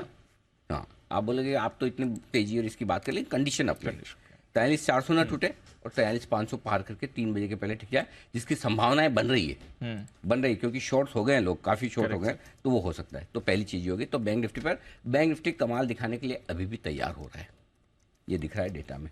43,500 आप पार कराए, मैं ज्यादा नहीं 85 पॉइंट मांग रहा हूँ आपसे 3 बजे के पहले, तो बढ़िया एक्शन आ सकता है। अब आइए बैंक निफ्टी के बाद निफ्टी। 18,100 के नीचे आप बंद नहीं होंगे, आज का लो भी वही है। 18,100 पर पुट में हाईएस्ट ओपन इंटरेस्ट है 1 करोड़ शेयरों का। 18,100 पर कॉल्स भी 75 लाख शेयर खड़े हैं, तो 18,100 के आसपास आएंगे तो कॉल राइटर भी काटेगा और पुट राइटर और मजबूती से खड़ा होगा। तो वो आपका बेस हो गया। 3 बजे के पहले आपको 18,200 पार करना है, जहां 1.25 crore share highest open interest है। अगर वो पार होता है तो आपके लिए तेजी और बनेगी, शॉर्ट कवरेज जो 18,250 275 तक निफ्टी को ले जाएगी। अब जो डेटा बन रहे हैं उस हिसाब से थोड़ा ऐसा लग रहा है कि 18,200 पार करने की जल्दबाजी में आज नहीं है, शायद उसके लिए कल इंतजार करें। ऐसा भी डेटा बन रहा है कि 43,500 अगर होगा तो दोनों चीज आज साथ होगी, 18,200 और 43,500, नहीं तो दोनों नहीं होंगे। अब पहले बाद में कोई भी हो जाए अलग बात है। तो ये चीज समझ में आ रही है डेटा को देखकर फिलहाल, बट डेटा पॉजिटिव साइड पर है। हल्की सी ऐसी जगह है जहाँ कॉल राइटिंग खड़ी है, तो 3 बजे तक ये लेवल पार हुआ तो ही खरीदना है, अदरवाइज कल खरीदेंगे फिर। गॉट इट सर, ठीक है। चलिए, ये है आपके लिए अनिल जी की राय इस समय। थोड़ा और ऊपर आ जाए तो और भी बढ़िया आपको बाजार का मूड माहौल दिख जाएगा। वैसे तो अच्छे मूड में बाजार बने ही हुए हैं, ठीक है। आइए एक और फैक्टर की बात करनी है, कुछ बेहतरीन पिक्स लेकर सिद्धार्थ जी भी हमारे साथ जुड़ने की तैयारी में, उनका भी करेंगे। इनफैक्ट आई थिंक सिद्धार्थ जी भी हमारे साथ जुड़ चुके हैं। आइए करते हैं उनका स्वागत सुपर सेट के लिए स्पेशल पिक।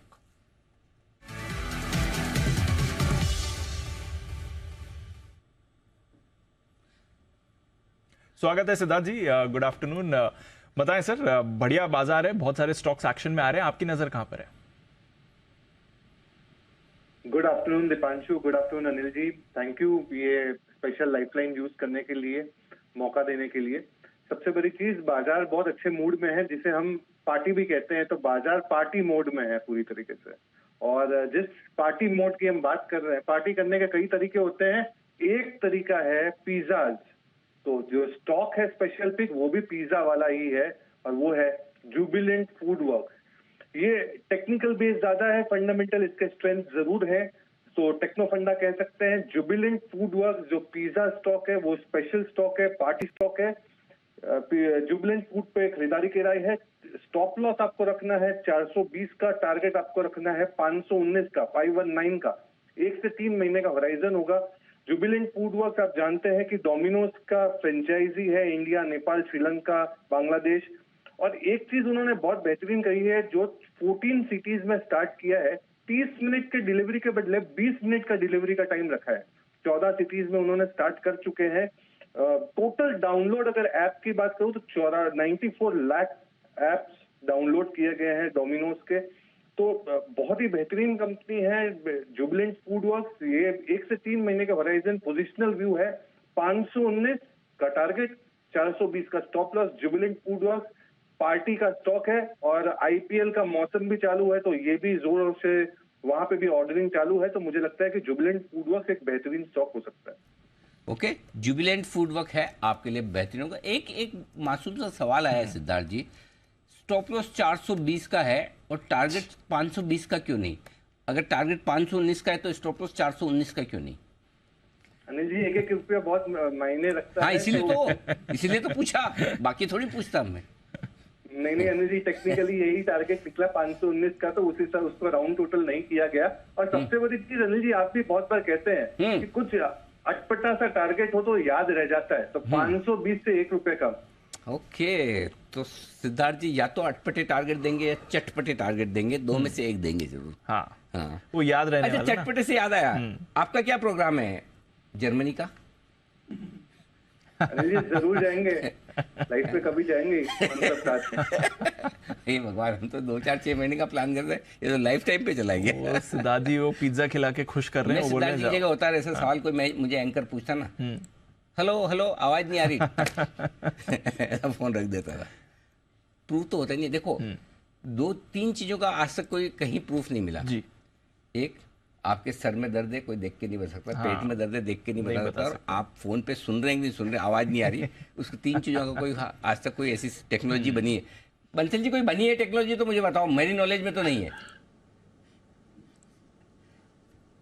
नहीं अनिल जी, टेक्नोलॉजी तो नहीं बनी, बट सिदानी जी ने अनिल जी आपसे इंस्पिरेशन ली। जैसे आप आज सुबह पूछ रहे थे कि टारगेट मेरे बर्थडे पे आएगा, हाँ, कौन से वाले पे आएगा ये नहीं पता, तो सिदानी जी भी बोल रहे हैं लाइफ में जाएंगे, ये नहीं बोल रहे किसकी लाइफ में जाएंगे, सिदानी जी के बच्चों की कि ग्रैंड चिल्ड्रंस की। अनिल जी, मुझे तो लग रहा है अपने ग्रैंड चिल्ड्रंस की बात कर रहे हैं अनिल जी। वाह, लास्ट 3 बॉल पे 3 6 वाली बैटिंग की है बंसल जी, मजा आ गया आज। आज फॉर्म में है, ग्रैंड चिल्ड्रन तक पहुंच गए, गजब, बहुत ही बढ़िया।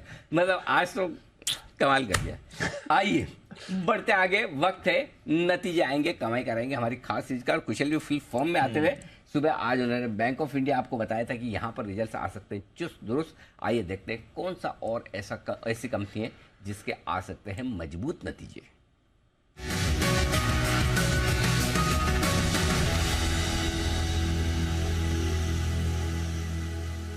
कुशल बताइए। सर, बांस की तो बात हो गई है, अब बढ़ते हैं दूसरे सेक्टर की तरफ। और लैमिनेट स्पेस से स्टाइलम इंडस्ट्रीज, ये स्टॉक काफी पसंद आ रहा है। और ये इसलिए क्योंकि इनके नंबर्स दोनों ही, चाहे आप तिमाही आधार पर देखें या फिर सालाना आधार पर, अच्छे तरह से इस तिमाही में प्रदर्शन कर सकते हैं। अब ऐसा क्यों? सबसे पहले मैं बता दूं कब आ रहे हैं नंबर्स। 5 मई यानी कि शुक्रवार को इसके नंबर्स आएंगे। और एक्सपेक्टेशंस यहां है कि मार्जिन्स पर आपको बड़ा जंप सालाना आधार पर आता हुआ दिखेगा। 11.1% के मार्जिन से इन्होंने पिछले साल किए थे। इस बार एक्सपेक्टेशंस ये है कि करीबन 17% के मार्जिन स्टाइलम इंडस्ट्रीज आपको दिखा सकता है। अब आप देखिए, एशिया में ये one of the biggest exporters है लैमिनेट्स के, एंड एक्सपोर्ट्स की जो अर्निंग्स है वो इनकी काफी सिग्निफिकेंटली इंप्रूव हो सकती है, क्योंकि डाइवर्सिफाइड एक्सपोर्ट बेस है इनका। करीबन 65 से ज्यादा देशों में ये एक्सपोर्ट करते हैं। यही नहीं, जो एवरेज रियलाइजेशंस पर शीट है वहां पर भी सिग्निफिकेंट इंप्रूवमेंट है। और रॉ मटेरियल की प्राइसेस भी रिड्यूस हुई है, तो इसका सीधा सीधा फायदा आपको कंपनी के मार्जिन्स पर आता हुआ दिखेगा। आय फ्रंट पर भी कंपनी ने करीबन 35% की ग्रोथ दिखा सकते हैं। और यहां पर 243 करोड़ रुपए की रेवेन्यू फ्रंट पर कंपनी अपना फिगर दर्ज कर सकती है। जहां तक मुनाफे का सवाल है, 17 करोड़ था पिछले साल, इस बारी 25 करोड़ हम अनुमान लगाकर चल रहे हैं। तो लगभग 47% की ग्रोथ स्टाइलम इंडस्ट्रीज अपने मुनाफे में आती हुई दिख सकती है। अब आप देखिए यहां पर, अब कंपनी का आगे चलकर जो लैमिनेट्स का इनका सेगमेंट है उस पर और फर्दर कैपेसिटी एक्सपेंशन कर रहे हैं, वैल्यू एडेड प्रोडक्ट्स है, तो उससे एक बड़ा फायदा मिलेगा। और साथ ही डीआईएस का जो भरोसा है वो भी काफी बड़ा है। पिछले साल मार्च महीने में करीबन 9.27% हिस्सेदारी थी और अब इस साल मार्च में 12.49% हिस्सेदारी हो गई है। तो लगातार डीआईएस का भरोसा भी यहां पर बढ़ रहा है और कंपनी के रियलाइजेशंस इंप्रूव होंगी। इस वजह से कंपनी की मार्जिन्स और एबिटा फ्रंट पर एक सिग्निफिकेंट उछाल आपको देखने को मिलेगा, दोनों ही तिमाही और साथ ही सालाना आधार पर। इसी वजह से स्टाइलम इंडस्ट्रीज पसंद आ रहा है। नतीजे आएंगे, कमाई कराएंगे। मैं ओके, स्टाइलम इंडस्ट्रीज यहाँ पर रखनी है नजर, नतीजे आएंगे, कमाई कराएंगे। ये स्टॉक आपको एक्शन में भी दिख सकता है। कब आ रहे हैं कुशल नंबर्स इसके? फ्राइडे। ओके, फ्राइडे को आने वाले नंबर्स और स्टाइलम ये होना चाहिए स्टॉक फोकस में। एक बार कुणाल जी से चार्ट चेक भी ले लिया जाए। कुणाल जी, एक बार चार्ट्स भी देख लें, इंपॉर्टेंट लेवल्स क्या है? 1200 के जस्ट नीचे स्टाइलम इंडस्ट्रीज। देखिए, एक रेजिस्टेंस एरिया है दीपांशु चार्ट पर और ये 1200 से लेकर 1225 के बीच में है और हमने देखा कई बार इन्हीं लेवल से टकराकर ये स्टॉक नीचे आया है। तो 1222 के आसपास मुझे लगता है रेजिस्टेंस है, तो मेरी राय में थोड़ा वेट एंड वॉच करें। इन स्तरों पर खरीदारी की राय नहीं है। 1225 के लेवल्स डिसाइसिवली पार होंगे तभी स्टॉक में खरीदारी की राय देंगे, तो वेट एंड वॉच करने की मेरी राय। ओके, तो ये है आपके लिए स्टाइलम इंडस्ट्रीज, जहां पर आपको नजर रखनी है। वेट एंड वॉच की स्ट्रेटजी बेटर रहेगी, जैसा कुणाल जी बता रहे हैं। बट एक स्टॉक और जहां पर आपको जबरदस्त मूव आती हुई दिखी है और वो है ट्रेंट। जरा इस पर नजर डालिए। स्टॉक एक्शन में भी है, आज भी अच्छी तेजी दिखा रहा है। क्या कुछ चल रहा है ट्रेंड में, क्योंकि नतीजे तो पिछले हफ्ते आ गए थे? क्या कुछ ऐसा है जो बाजार फोकस कर रहा है? आइए जानते हैं नुपुर के साथ। नुपुर, बताइए क्या चल रहा है स्टॉक में? बिल्कुल, नतीजे जब आए थे तो हमने क्वार्टरली परफॉर्मेंस चेक किया था, जहाँ पे हाईएस्ट एवर कंपनी ने इस बार रेवेन्यूज़ किए थे। और फुल ईयर के भी रेवेन्यूज़ देखेंगे तो वही आपको हाईएस्ट एवर नजर आएंगे, लेकिन मार्जिन्स में दबाव था।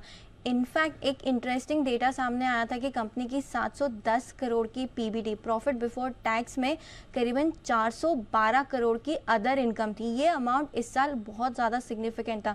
जब इसको हमने ड्रिल डाउन करने की कोशिश की कि अदर इनकम का इस बार क्या पार्ट था, तो उसमें 2-3 चीज़ें सामने आई थी। FY23 के नंबर्स की बात कर रही हूँ मैं, पूरे साल के नंबर्स अगर हम देखेंगे तो इस साल कंपनी ने 495 करोड़ के प्लांट एंड प्रॉपर्टी का परचेज किया था। ऑब्वियसली क्योंकि इस साल कंपनी ने करीबन 100 से ज़्यादा ज़ूडियो के स्टोर्स खोले और अगले साल भी टारगेट है कि 130-140 ज़ूडियो स्टोर्स हो सकते हैं। उसमें से कंपनी ने इस बार एक इंटरेस्टिंग डेटा पॉइंट यहाँ पे था कि बेचे भी है प्लांट्स एंड प्रॉपर्टीज़, उसका जो अमाउंट निकल के आया वो 281 करोड़ के आसपास का था। इन सबसे ऊपर कंपनी ने एक और अमाउंट अपनी अदर इनकम में दिखाया है, वो है 135 करोड़ का प्रॉपर्टी के बेचने पर जो कंपनी को मुनाफा हुआ है, वो भी नज़र आ रहा है यहाँ पे 135 करोड़ का। अब ये अमाउंट बहुत सिग्निफिकेंट है क्योंकि 700 करोड़ की पीबीटी में अगर आप 400 करोड़ का अदर इनकम है और उसमें आप सेल ऑन प्रॉपर्टी 135 करोड़ के आसपास लेते हो, इसका मतलब यही निकलता है, अगर इन सबको एनालाइज करें तो ये सामने आता है कि कंपनी अपने स्टोर्स का एक्सपेंशन कर रही है। साथ ही साथ जब वो मैच्योर होने लगते तो उन्हें या तो फ्रेंचाइज के रूप में पास ऑन कर रही है और उससे ये प्रॉफिट फिलहाल 135 करोड़ का इस साल कंपनी ने दिखाया है। इसके अलावा एक और बड़ा अमाउंट था 147 करोड़ के आसपास का डिविडेंड कंपनी को मिला है और जॉइंट वेंचर से ज़ारा से जो आता है वो डिविडेंड इस बार नजर आया था। अब इन सारे डेटा पॉइंट को अगर हम जोड़ेंगे और एक पॉइंट अगर हम निकालना चाहें कंक्लूजन, तो यही निकल के आता है कि कंपनी जो इतने अग्रेसिव होके स्टोर एक्सपेंशन कर रही है, उसके बाद अब अगर ये सेल ऑन प्रॉपर्टी दिखा रही है और प्रॉफिट ऑन प्रॉपर्टी दिखा रही है, तो इसका मतलब क्या ये है कि फ्रेंचाइज को ये पास ऑन कर रही है जब ये स्टोर्स मैच्योर हो जाते हैं, क्योंकि लीज टर्मिनेशन भी करीबन 98 करोड़ के आसपास का आता है। हालांकि हर साल लीज टर्मिनेशन होता है, लेकिन जो प्रॉफिट ऑन सेल दिखाया है कंपनी ने एसेट का, वो बहुत बड़ा अमाउंट है 135 करोड़ का। दूसरा सवाल यही आता है कि जो कंपनी की एक्सपेंशन प्लान है आगे चल के, वो तो अग्रेसिव रहने वाला है, वो कंपनी ने कहा भी है। अगर फ्रेंचाइज को ट्रांसफ़र करता है तो क्या ये एसेट लाइट मॉडल कन्वर्ट हो रहा है कंपनी के लिए, जो कि एक लॉन्ग टर्म में पॉजिटिव हो सकता है। ये नोट इसीलिए आ रहा है हमारे नोट में, इसीलिए आया क्योंकि 412 करोड़ की इनकम काफ़ी ज़्यादा थी, जिसमें से 135 करोड़ का कंपनी को सेल ऑन एसेट से मिला था। ये क्लियर इंडिकेशन है कि फ्रेंचाइज को ये शायद पास ऑन हो रहे हैं अपने स्टोर्स जब वो मैच्योर हो जाते हैं तब।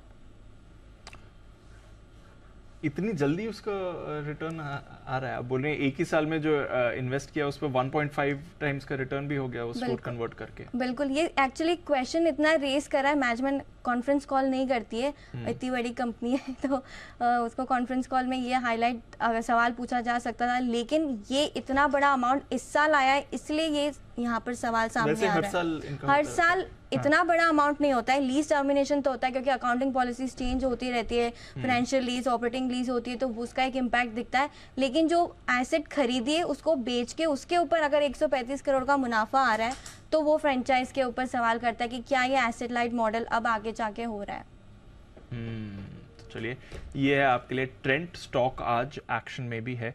आई थिंक चोपड़ा साहब भी हमारे साथ जुड़ चुके हैं, उनका भी करते हैं स्वागत। चोपड़ा साहब, ट्रेंट ट्रैक करते हैं सर? 1400 के ऊपर अच्छे मोमेंटम में आ रहा है और कुछ बढ़िया परफॉर्मेंस भी आई है इसकी तरफ से। दीप, गुड आफ्टरनून। निश्चित रूप से ट्रैक करते हैं, बहुत पुरानी कंपनी है, टाटा कंपनी है, दिग्गज है अपने आप में। रिटेल में वेस्ट साइड करके इनके काफ़ी सारे शोरूम्स हैं और स्टोर्स हैं और पूरे देश में बड़ा अच्छा एक्सपेंशन इन्होंने किया है। और मेरा ये मानना है कि जिस तरीके से रिटेल का विस्तार हो रहा है, जिस तरीके से रिलायंस रिटेल विस्तार कर रहा है, जिस तरह से ट्रेंट विस्तार कर रहा है, तो मुझे लगता है कि एक नया रिटेल रिवोल्यूशन चल चुका है भारतवर्ष में, जो कुछ सालों से चल रहा है। और शुरुआत हालांकि इसकी बियानी साहब ने की थी, फ्यूचर ग्रुप ने, बट मुझे लगता है कि अब ये रिडिफाइन हो रहा है पूरी तरीके से। फिलहाल ट्रेंड 1400 के आसपास ट्रेड कर रहा है। मुझे लगता है कि अगर ये अपनी तेज़ी बरकरार रखे तो अच्छी संभावना है कि आपको 1500 के ऊपर भी देखे, तो यहाँ से भी 100-125 रुपये की तेज़ी इसमें दिखाई देती है। और अच्छी तरीके से इसका मुझे लगता है कि जिस तरह से चार्ट्स बन रहे हैं, हो सकता है कि इसका गोल्डन क्रॉसओवर भी हो जाए। अगर गोल्डन क्रॉसओवर हो जाता है तो संभावना अच्छी है कि हम 1550 भी देखें। तो चार्ट्स पे फंडामेंटली दोनों ही अच्छा लगता है ट्रेंड। चलिए, ये आपके लिए टेक्नो फंडा व्यू आ रहा है ट्रेंड पर। चोपड़ा साहब को पसंद भी है और 1500 के पार भी जाने के पूरे संभावना है इस काउंटर में।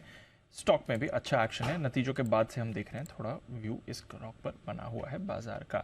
बट रेलवे स्टॉक्स पर रखिए नजर, बढ़िया मूव आ रही है। आरवीएनएल की हम बात कर ही रहे थे, कुछ बड़े ऑर्डर विंस भी हैं। लाइफ हाइपर है, राइट्स एक और काउंटर है जहां पर बढ़िया खरीदारी है। चोपड़ा साहब से भी पूछेंगे उन्हें कौन सा रेलवे स्टॉक पसंद है। उससे पहले एक बार राइट्स पर सुमित जी आपसे चार्ट चेक हो जाए सर। डेज हाई पर 118 का लेवल, माफ कीजिए 416 के लेवल पर राइट्स ट्रेड कर रहा है।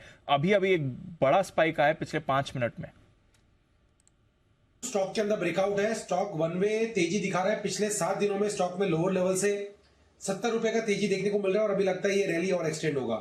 रिसेंट के हाईस के ऊपर तो आ ही चुका है। स्टॉक नवंबर 2022 के हाई के ऊपर है और स्टॉक के अंदर यहां से ऊपर में 430 रुपए से लेके 435 रुपए तक का मूव राइट्स में देखने को मिल सकता है।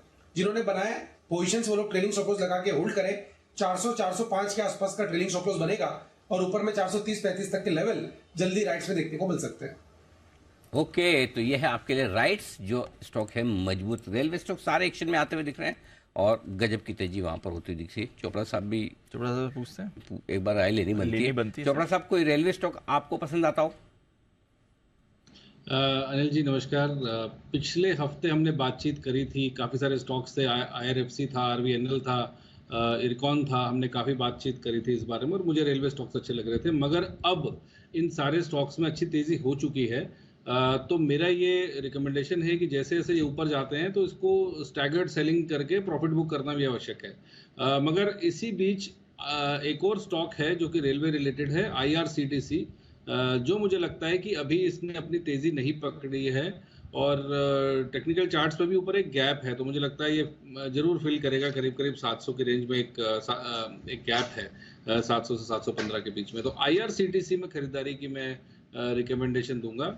मोनोपोली बिजनेस है और भारतीय रेलों का जो हाल है, पूरी बुकिंग चल रही है और सीटों की बिल्कुल भी अवेलेबिलिटी नहीं है, तो IRCTC डेफिनेटली इसमें बेनिफिशियरी होता है और इसको काफ़ी बिजनेस मिलता है। हाल फिलहाल में हमने ये भी देखा कि जो फूड प्राइसेस हैं वो भी अपवर्डली रिवाइज कर दिए गए हैं और जो भी सर्विसेज IRCTC देता था तो उसमें सब में रिवीजन हो चुका है, चाहे वो बुकिंग से रिलेटेड हो, चाहे वो भोजन से रिलेटेड हो, या जो भी सर्विसेज IRCTC देता है। तो इसमें मुझे लगता है प्रॉफिटेबिलिटी आने वाली तिमाहियों में बहुत अच्छी होगी और IRCTC ने अभी तक वैसी तेजी देखी नहीं है जो हम ऑलरेडी RVNL वगैरह में देख चुके हैं। तो IRCTC में खरीदारी करें और बाकी जो रेलवे स्टॉक्स हैं मुझे लगता है यहाँ से धीरे धीरे करके प्रॉफिट बुकिंग करना बहुत आवश्यक है और यदि नीचे आते हैं तो दोबारा लेना बनता है। मगर इतना चलने के बाद हमने देखा 30-40% की भी तेजी बहुत सारे स्टॉक्स से दिखाई, 50% की भी दिखाई, तो वहाँ थोड़ा प्रॉफिट बुक करना है लाजमी है। ओके, तो ये है आपके लिए IRFC में और IRCTC में खरीदारी करने की राय, माफ कीजिएगा। IRCTC ज़्यादा पसंद है आपको चोपड़ा साहब की तरफ से। आई से सारे रेलवे वाले स्टॉक ज़्यादातर है, IRCTC, इरकॉन, IRFC बड़े बड़े, लेकिन आई से एक स्टॉक और है जो आज एक्शन में है और वो है IRB इंफ्रा। क्यों है IRB इंफ्रा में ज़बरदस्त तेजी, बताने के लिए तैयार है हमारे साथ वरुण इस वक्त। वरुण, क्या हुआ इस स्टॉक में अच्छा एक्शन आता हुआ दिख रहा है? डेफिनेटली अनिल सर, तो काफ़ी बेहतरीन एक्शन आते हुए दिखाई दिया है और हम हमेशा लिंक करके आपको बताते थे कि IRB इनका क्वार्टर साल 2 साल जो टोल कलेक्शन है वो किस तरह से बड़ा है। अब उसमें आपको आगे और भी बढ़ोतरी देखने मिलेगी और गजब की बढ़ोतरी देखने मिलेगी, आप मान के चलेगा। क्यों ऐसा? क्योंकि इस कंपनी को दरअसल हैदराबाद मेट्रोपॉलिटन डेवलपमेंट अथॉरिटी से जो सिंगल एसेट TOT यानी कि टोल ऑपरेट ट्रांसफ़र प्रोजेक्ट जो है उसका ऑर्डर मिला है। देखिए, बेसिकली इस देश में अगर आप देखेंगे तो 2 ही बड़े टोल ऑपरेट ट्रांसफ़र प्रोजेक्ट्स है। एक मुंबई पुणे एक्सप्रेस हाईवे और दूसरा जो था ये HDMA का 158 किलोमीटर का हैदराबाद आउटर रिंग रोड जो है उसका टोल प्रोजेक्ट है और वो भी अब IRB इंफ्रा को मिल चुका है। ये अपने आप में एक बड़ी बात है क्योंकि देश में अगर 2 ऐसे प्रोजेक्ट्स हैं और दोनों के दोनों IRB की किटी में जाना, ये अपने आप में बड़ी बात है और इसका इम्पैक्ट आपको आने वाले दिनों में इस कंपनी के बुक्स पे देखने मिलेगा। फिलहाल अगर आप देखेंगे तो कंपनी ने HMDA यानी कि हैदराबाद पास का जो अपफ्रंट पेमेंट है, कनेक्शन फीस जो है वो देना होगा और उसके बाद 30 साल के लिए ये प्रोजेक्ट जो है उसका पूरे रेवेन्यूज जो है वो दरअसल IRB इंफ्रा को मिलेंगे और इसका फ़ायदा जो है वो इस कंपनी को मिलेगा। इनफैक्ट अगर आप देखेंगे तो आईआरबी के प्राइवेट इन्वेट जो है उसके माध्यम से ये प्रोजेक्ट उसको फाइनेंस किया जाएगा, जिसमें जीआईसी का बचा कुचा हिस्सा होगा, आईआरबी का करीब 51% के आसपास का हिस्सा होगा। इस प्रोजेक्ट के बाद कंपनी की जो कुल एसेट बेस है वो 70,000 करोड़ से भी अधिक हो जाएगी और O&M यानी कि ऑपरेशन एंड मेंटेनेंस की जो ऑर्डर बुक है उसमें 76% का जंप आएगा, वो करीब 14,500 करोड़ के आसपास जो है वो पहुंचने वाली है। इनफैक्ट CLSA की एक रिपोर्ट भी आई है जहाँ पे इन्होंने 36 का प्राइस टारगेट दिया है। इनका कहना है कि इसके बाद इस कंपनी की जो ओवरऑल IRR है उसमें करीब 15% के आसपास की इक्विटी IRR की बात कर रहा हूँ मैं। फर्स्ट हाफ में जो ऑपरेशन का फर्स्ट हाफ होगा उसमें 15% के आसपास का उछाल जो है वो आपको देखने मिलेगा और इसका सीधा इम्पैक्ट जो है इस कंपनी के फाइनेंशियल्स पे देखने मिलेगा और इसके चलते इस कंपनी की तेलंगाना में भी एंट्री हो चुकी है। तो एक बड़ा प्रोजेक्ट है जो इस कंपनी के हाथ लगा है और आप सोचिए देश के 2 ही प्रोजेक्ट्स हैं ऐसे इस लेवल के और दोनों के दोनों आईआरबी की किटी में है। तो आगे के लिए और रेवेन्यू पोटेंशियल और आगे अगर ऐसे प्रोजेक्ट्स आते हैं तो उसके लिए बिडिंग की कितनी बड़ी अपॉर्चुनिटी खुल जाएगी आईआरबी के लिए, आप वो सोचिए। इसकी पार्ट ऑफ बधाई आईआरबी के लिए आपको भी जाती है सर। नहीं वो तो स्प्लिट से पहले स्टॉक हमारे रिकमेंडेशन से रहा है तो अच्छा स्टॉक प्रदर्शन करता हुआ दिखा। बीच में 330-335 तक भी गया था, यानी कि 330-35 मतलब 35-36 रुपए हो गया, यहाँ से 28 रुपए, तो अच्छे एक्शन में स्टॉक दिख रहा है। तो वैसे भी अभी इंफ्रा में बहुत ज़्यादा ऑप्शंस आपके पास है नहीं खरीदने हैं, तो स्टॉक्स आपके पास लिमिटेड ही हैं। तो चलिए ये है स्टॉक जिस पर करना है आपको। जो आप quality small cap mid cap की बात करते हैं उसमें फिट होता है। देखिए हर महीने के टॉल कलेक्शन आप देखिए, जबरदस्त टॉल कलेक्शन आ रहा है, तो बैलेंस शीट तो मजबूत हो ही रही है। एक तो ये टॉल कलेक्शन, एक तो इकोनॉमिक एक्टिविटी बढ़ना और दूसरा जो बड़ा कारण है जी कैश नहीं, सीधा अब सीधा कार्ड से होता है, फास्टैग से चोरी कहाँ से होगी? सही बात। लोग भी नहीं तो पहले बिना नहीं दिए कम दिए ज़्यादा दिए ये सारी चीज़ें होती है, तो अब सीधा का सीधा रिकॉर्ड होता है, आप बिना टोल टैक्स दिए जा ही नहीं सकते। एग्जैक्टली तो वैसा है, तो अपने आप वो कार्ड पंच हो जाता है वहाँ पहुँचे। तो ये 2 बड़े कारण हैं जिसकी वजह से आईआरबी के टैक्स कलेक्शन आंकड़े बहुत मजबूत आते हुए दिख रहे हैं। एक राय जरा एक बार चोपड़ा साहब से भी इस पर भी ली जाए। चोपड़ा साहब, आईआरबी और बाकी इंफ्रा कंपनी पर अगर आपका कोई व्यू है तो बताएं सर। अनिल जी, जिस तरीके से सड़कों का विस्तार हो रहा है इस देश में, और मुझे लगता है गडकरी जी काफ़ी मेहनत कर रहे हैं, पूरा जो डिपार्टमेंट है, नो डाउट उन्होंने बहुत ही अच्छा काम किया है। सड़कों का जो जाल बिछाने की बात हो रही है, और मुझे लगता है आने वाले कम से कम 5 से 10 सालों तक ये काम चलता रहेगा। जो हम कह सकते हैं कि 1990 से 2000 के दशक में चाइना में हुआ था, भारत में अब हो रहा है। तो इसीलिए मुझे लगता है कि जो इंफ्रा या इंफ्रा रिलेटेड कंपनीज हैं, स्टील है और सीमेंट है, वो भारत में अच्छा ही करेंगे। हो सकता है बीच में गिरावट आए, मार्केट्स में थोड़ा बहुत करेक्शन हो, बट लॉन्ग टर्म स्टोरी अगर हम 10 साल की देखते हैं तो मुझे लगता है इंफ्रा और इंफ्रा रिलेटेड, खास करके सड़क की जो बात हम कर रहे हैं, तो उसमें बहुत आगे विस्तार होने वाला है और बढ़ोतरी होने वाली है। फॉर एग्जांपल, पहले लखनऊ के लिए लोग ट्रेनों को प्रेफर करते थे, फ्लाइट्स अभी भी प्रेफर्ड रूट नहीं है, मगर एक ये सच्चाई है कि दिल्ली से यदि आप चलें और अच्छी गाड़ी हो आपके पास, तो आप 4.5-5 घंटे में लखनऊ जैसे शहर तक पहुंच सकते हैं, जो मोटा मोटी 500 से 600 किलोमीटर है। तो ये कमाल तभी हुआ है कि अच्छी सड़कें बननी शुरू हुई हैं और लोग प्रेफर करते हैं क्योंकि थोड़ी फ्लेक्सिबिलिटी रहती है अपने व्हीकल में। हमने आईआरबी की बात करी, जैसे ही हमने ये सिस्टम देखा कि फास्टैग का सिस्टम है, तो नो डाउट लीकेजेस खत्म हो गई हैं, बंद हो गई हैं। और मुझे लगता है कि अब फास्टैग तो इनके रेट्स बढ़ते ही जा रहे हैं, जो टोल टैक्सेस हैं, तो निश्चित रूप से आईआरबी का जो रेवेन्यू है वो भी बढ़ेगा। और मेरा ये मानना है कि आईआरबी को जिस तरीके से प्रोजेक्ट्स मिल रहे हैं, तो जिस जगह पे आज ये अवेलेबल है 28, इसका पहला टारगेट मैं 35 का देना चाहूँगा। और अच्छी संभावना है कि अगर ग्रोथ आती रही क्वार्टर ऑन क्वार्टर, तो संभावना ये भी है कि यहाँ से डबल हो जाए, लगभग 50 के आसपास देखें तो आईआरबी बहुत अच्छा लगता है। और जो मैंने इंफ्रा कंपनीज दूसरी भी बोली, तो वहाँ पे भी सड़क के काम चलते रहेंगे, जो सड़क से रिलेटेड कंपनीज हैं। इंफ्रा में नो डाउट कैपिटल गुड्स में एल&टी मेरा सबसे फेवरेट स्टॉक रहा है और मुझे लगता है रहेगा आने वाले कई सालों तक। मगर आईआरबी की यदि बात करें तो बहुत अच्छा लगता है मेरे को, even with a long term perspective. IRB पर भरोसा है चोपड़ा साहब का लॉन्ग टर्म पर्सपेक्टिव की तरफ से। बाकी इंफ्रा रेल स्टॉक्स पर भी रखे नजर, वहां पर भी एक्शन है। बट पीएसयू बैंक्स, ये एक और थीम है जिसकी कई समय से अनिल जी बात कर रहे हैं और उसमें यूको बैंक के नंबर्स आपकी स्क्रीन पर आते हुए दिख रहे हैं। एसेट क्वालिटी में तो सुधार है ही। स्टैंड अलोन मुनाफा देखिए 312 करोड़ से बढ़कर 581 करोड़ का आपको मुनाफा आते हुए दिख रहा है। तो जबरदस्त उछाल आया है जहां तक ओवरऑल मुनाफे की बात है। ग्रॉस एनपीएस 5.63% से घटकर 4.78% के आपको आते हुए दिखे हैं। नेट एनपीएस में भी अच्छी गिरावट आपने आती हुई देखी है। तो एसेट क्वालिटी में हुआ है सुधार। नेट इंटरेस्ट इनकम यहां पर करीब 20% बढ़कर आई है। मुनाफे में आपने जबरदस्त उछाल देखा है। तो सभी पैमाने पर देखें तो यूको बैंक के नंबर्स फर्स्ट कट पर तो अच्छे दिख ही रहे हैं। देखेंगे प्रोविजनिंग का आंकड़ा कैसा है, वो इंपॉर्टेंट रहेगा। अगर कोई रिकवरीज हुई है, प्रोविजनिंग बढ़कर आई है, 36% बढ़ी, वो और नेट इंटरेस्ट मार्जिन भी 3% के नीचे थी। और on the face of it जितने नंबर्स अच्छे दिख रहे हैं वो डिटेल्स में जाओ तो उतने अच्छे नहीं, इंटरनल्स उतने मजबूत नहीं है। नेट इंटरेस्ट मार्जिन 3% के नीचे किसी भी लिहाज से अच्छे नहीं माने जाएंगे। और प्रोविजनिंग भी 36% बढ़कर आई है। तो थोड़ा सा इंटरनल्स वीक है। और on the face of it आपको नंबर्स अच्छे दिखेंगे, लेकिन इंटरनल्स के हिसाब से इतने मजबूत नहीं। तो ये आपको इतने खास नंबर्स नहीं, इतने खास नहीं। एक बार कुणाल जी से चार्ट चेक तो ले लीजिए। कुणाल जी यूको बैंक देख लीजिए। थोड़ा नंबर्स के बाद इनिशियल रिएक्शन आया, बट मिले जुले नंबर्स माने जाएंगे। क्या कहेंगे सर चार्ट पर? देखिए चार्ट काफ़ी मजबूत है दीपांशु। ओवरऑल अगर आप स्ट्रक्चर देखें तो मुझे बहुत स्ट्रांग लगता है। एक बुलिश फ्लैग पैटर्न चार्ट पर बना हुआ है। अब नतीजों के बाद हम इसमें एक पुल डाउन जरूर देख सकते हैं, क्योंकि स्टॉक ऑलरेडी काफ़ी बढ़ चुका था। शुक्रवार को भी हमने एक बड़ा मोमेंटम स्टॉक में देख लिया है।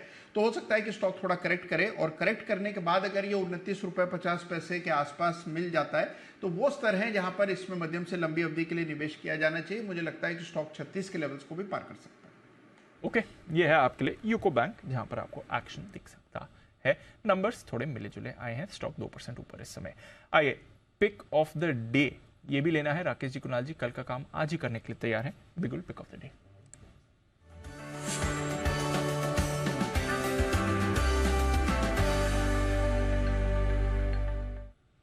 बताएं सर। जो हमारा पिक ऑफ द डे है पीवीआर बीटन डाउन स्टॉक है। पिछले 3 दिनों के हाईस पे स्टॉक ट्रेड कर रहा है। शॉर्ट कवरिंग का एक प्रबल दावेदार लगता है, और आरएसआई के अंदर एक पॉजिटिव डाइवर्जेंस और एक बाइंग सिग्नल आ रहा है। ओवर टू कुणाल जी।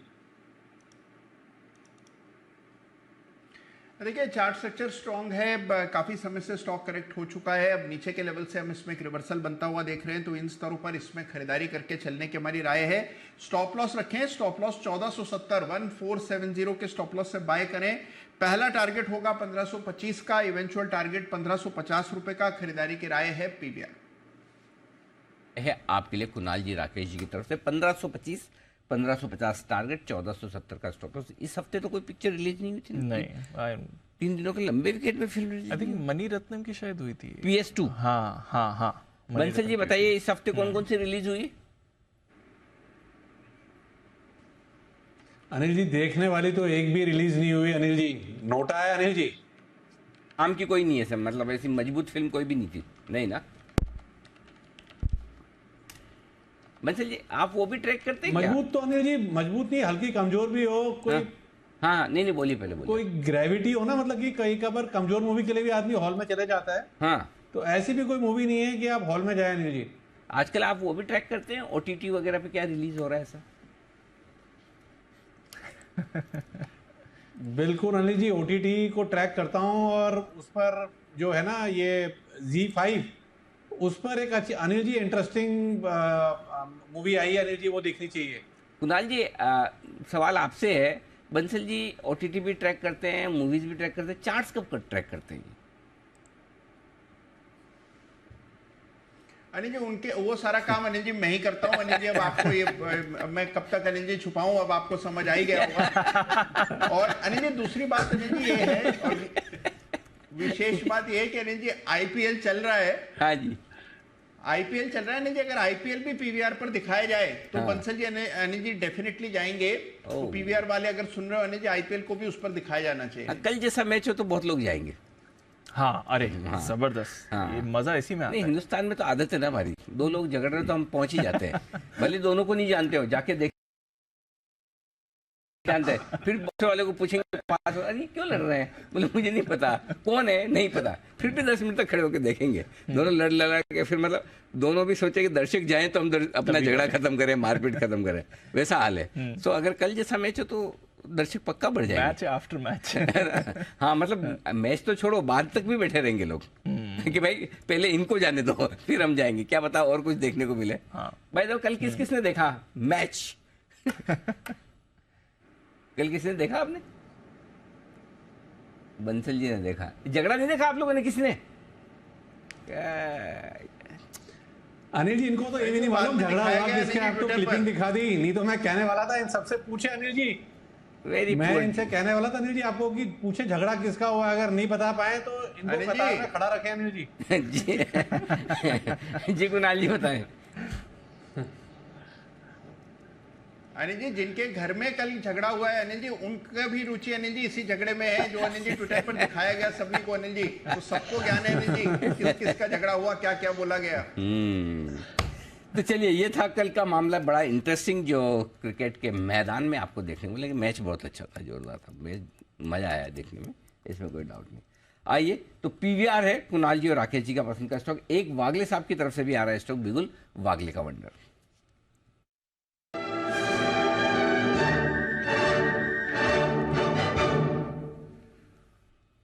जी वागले साहब बताएं सर।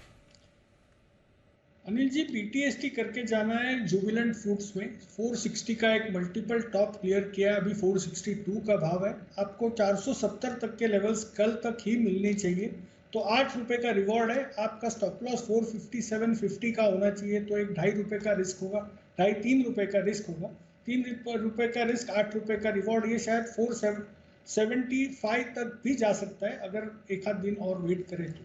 ओके, तो ये है आपके लिए राय जुबिलेंट फूड वर्क्स पर आती हुई वागले साहब की तरफ से। आइए बढ़ते आगे, अप्रैल महीने के ऑटो बिक्री के आंकड़े आपके सामने आ चुके हैं। एक बार आंकड़ों की डिटेल ले ली जाए, फिर हम चोपड़ा साहब से राय भी लेंगे ऑटो सेक्टर पर, कंपनियों पर। तो पहले तो डिटेल बताएं कुशल। सर नंबर्स के लिहाज से तो टू व्हीलर स्पेस यहाँ पर अच्छा प्रदर्शन देखने को मिला है अप्रैल महीने में, और खासकर अगर आप आइशर मोटर्स रॉयल इनफील्ड की बात करें, यहाँ पर काफ़ी अच्छी ग्रोथ रही है। 18% की दमदार ग्रोथ अप्रैल महीने में इन्होंने दर्ज की है, जबकि बजाज ऑटो, टीवीएस मोटर्स, ये दोनों कंपनियों ने करीबन 5 से 7% तक की ग्रोथ आती हुई दिख रही है। तो लार्जली जिस तरह का रुझान है यहाँ पर, तो बजाज ऑटो, टीवीएस मोटर और आइशर मोटर्स का तो अच्छा प्रदर्शन था, पर एक आउटलायर था हीरो मोटोकॉर्प पे। यहाँ पर इस बार अप्रैल महीने में, मार्च में तो काफ़ी अच्छा प्रदर्शन किया था इन्होंने, पर अप्रैल में फिर से जो सेल्स हैं वो सुस्त पड़ती हुई दिख रही हैं। 5.5% की गिरावट रही है, 3,96,107 यूनिट्स इन्होंने बेचे हैं। तो यहाँ पर गिरावट का इसी वजह से आज आपको स्टॉक प्राइस पर नेगेटिव रिएक्शन देखने को मिल रहा है। जहाँ तक पैसेंजर व्हीकल्स का सवाल है, मारुति सुजुकी आप देखिए 6.5% की ग्रोथ इन्होंने दिखाई है, और साथ ही M&M ऑटो, जिस तरह से SUV स्पेस में इनकी ग्रोथ हुई है, करीबन 54% की अप्रैल महीने में इन्होंने ग्रोथ दिखाई है, जिसकी वजह से ओवरऑल जो M&M का ऑटो डिवीजन है वो करीबन 36% ग्रो कर 62,294 यूनिट्स रहा है। हालांकि टाटा मोटर्स इस बारी अप्रैल महीने में थोड़ा सा धीमा पड़ता हुआ दिख रहा है, क्योंकि डोमेस्टिक पैसेंजर व्हीकल्स 13% की गिरावट वहां पर है, 47,000 यूनिट्स के आसपास, और साथ ही कमर्शियल व्हीकल्स में भी देखेंगे तो इनका कुल कमर्शियल व्हीकल्स करीबन 27% तक गिरता हुआ नजर आया है। वहीं दूसरी तरफ आइशर मोटर्स ने अगेन VECV स्पेस में भी अच्छा प्रदर्शन किया है, 19% की ग्रोथ दिखाई है, और साथ ही अशोक लेलैंड ने भी 10% की ग्रोथ है। बट लार्जली अशोक लेलैंड की बात करेंगे तो 15 से 20% तक की ग्रोथ दिखाते हैं आमतौर पर, उसके मुकाबले 10% की ग्रोथ थोड़ी सी अंडर परफॉर्मेंस आप कह सकते हैं। और ट्रैक्टर सेगमेंट में M&M, एस्कॉर्ट्स दोनों की ही अंडर परफॉर्मेंस रही है। बट लार्जली यहाँ पर जिस तरह का अभी मूड माहौल बना हुआ है, अप्रैल महीने के ऑटो बिक्री आंकड़ों में टू व्हीलर स्पेस लीड लेता हुआ नजर आया। ओके, तो ये है आपके लिए सारे के सारे ऑटो बिक्री के आंकड़े। चोपड़ा साहब, इन आंकड़ों के दम पर कुछ आपकी राय निवेश करने की किसी शेयरों में? अनिल जी, मेरा ये मानना है कि ऑटो क्षेत्र ने एक काफ़ी सेटिस्फैक्ट्री नंबर्स दिए हैं, और मुझे लगता है कि जिस तरीके की मंदी की लोग बात कर रहे थे, डाउनटर्न की बात कर रहे थे, तो एटलीस्ट वो डाउनटर्न नहीं है। हाँ, मैं ये भी मानता हूँ कि बहुत ज़्यादा ग्रोथ नहीं दिखी, मगर अगर स्टेबलाइज्ड भी रही है ऐसे दौर में तो भी बुराई नहीं है। एक और मैं चीज़ ऐड करना चाहता हूँ कि अगर RBI की क्रेडिट पॉलिसी में अगर ब्याज दरों में गिरावट शुरू हो जाती है, तो ये ऑटो क्षेत्र के लिए बहुत अच्छा होगा, क्योंकि ये इंटरेस्ट रेट सेंसिटिव्स हैं। अगर आप मुझसे पूछे तो मेरे को कौन सी कंपनीज पसंद हैं, तो ऑटो एंसिलरी स्पेस से कुछ नाम हैं जो मैं बोलना चाहूँगा। मदरसन सुमी मुझे बहुत अच्छा लगता है, इन लेवल्स पे काफ़ी अच्छी गिरावट हो चुकी है और इसके चलते मुझे लगता है कि यहाँ पर ख़रीदारी के मौके हैं। आयशा मोटर्स भी मुझे बहुत अच्छा लगता है, यहाँ पर ख़रीदारी करी जा सकती है। और इसके अलावा JBM ऑटो है, मिंडा ग्रुप है, जो कि बड़े दिग्गज ऑटो एंसिलरी प्लेयर्स हैं। इसके साथ जो टायर कंपनीज हैं जैसे JK टायर है या बालकृष्ण टायर्स हैं, तो ये हमारे रिसर्च में फ़िलहाल कंपनीज हैं। तो ऑटो एंसिलरी क्षेत्र में अच्छा ग्रोथ मुझे लगता है आने वाले 6 महीने से 1 साल तक होना चाहिए। और जो ये टॉप की OEMs हैं, ये प्राइमरीली हर किस्म की कंपनी को माल सप्लाई करते हैं और एक रिप्लेसमेंट मार्केट भी एग्जिस्ट करता है जहाँ पे ये लोग केटर करते हैं। तो जो दिग्गज ऑटो एंसिलरी प्लेयर्स हैं, मुझे लगता है उनमें अच्छी तेज़ी बननी चाहिए और इनको आप मीडियम टर्म के पर्सपेक्टिव से खरीदारी भी कर सकते हैं। ओके, तो ऑटो कंपनीज पर रखे नज़र, मीडियम टर्म पर्सपेक्टिव से चोपड़ा साहब को पसंद भी आ रहे हैं। थोड़ा आई थिंक कंपोनेंट शॉर्टेज की वजह से भी इस बार परेशानी आई थी सेल्स की, बट ओवरऑल वैसे तो ट्रेंड अच्छा रहा है। और आज भी देखिए मिलेजुली ये चाल है, 1-2 कंपनी सुस्त हैं, अदरवाइज बाकी ऑटोज में एक्शन बना हुआ है। आइए, एक्शन में है सुमित जी, एक ट्रेडिंग कॉल आ रही है उनकी तरफ से, सुमित का सुपर हिट।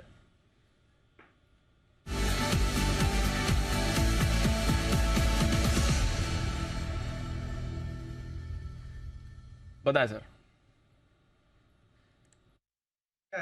स्टॉक का अभी भाव चल रहा है 51.50 रुपए, 51.65 रुपए। स्टॉक का नाम है housing urban development corporation limited, जिसका सिंबल है हुडको, HUDCO। हुडको के अंदर मोमेंटम बन रहा है। हुडको के अंदर रिसेंट के हाई ब्रेक हो रहे हैं, पिछले कुछ दिनों के हायर लेवल पे आ चुका है। स्टॉक के अंदर मेरे को लग रहा है कि यहाँ से आने वाले दिनों के अंदर 10% का या 15% का मूव ऊपर की तरफ देखने को मिलेगा। जिन्होंने लॉन्ग पोजीशंस बनाए वो लोग होल्ड करें, क्योंकि जस्ट अभी ब्रेकआउट आया है और स्टॉक जनवरी के हायर लेवल्स ब्रेक कर रहा है। स्टॉक के अंदर मेरे को लग रहा है यहाँ से ऊपर में पहला टारगेट बनेगा 56 रुपए का 56, दूसरा टारगेट बनेगा 58 रुपए का 49 रुपीज का। इसके अंदर नीचे में सपोर्ट है, 49 के स्टॉप लॉस से खरीदारी करें। 56 और 58 ये इमीडिएट शॉर्ट टर्म के ट्रेडिंग के टारगेट होंगे, खरीदारी करके चलने का सलाह रहेगा हुडको। तो हुडको पर करें खरीदारी, कैश स्टॉक्स का समय बना हुआ है और सुमित जी के रेडार पर हुडको आ रहा है इस समय। बट फोकस है नतीजों पर भी, नतीजों का सीजन भी चल रहा है और कंज्यूमर कंपनी टाइटन, इसके आने वाले हैं कल नतीजे। आइए एक बार जानते हैं नुपुर के साथ टाइटन क्या है एक्सपेक्टेशन। अपडेट्स में तो नुपुर पता चल ही गया था पार्ट ऑफ परफॉर्मेंस कैसे आ सकती है, बट ओवरऑल बेसिस पर क्या एक्सपेक्ट करना चाहिए टाइटन पर? स्टॉक थोड़ा एक्शन में भी आ रहा है इस समय।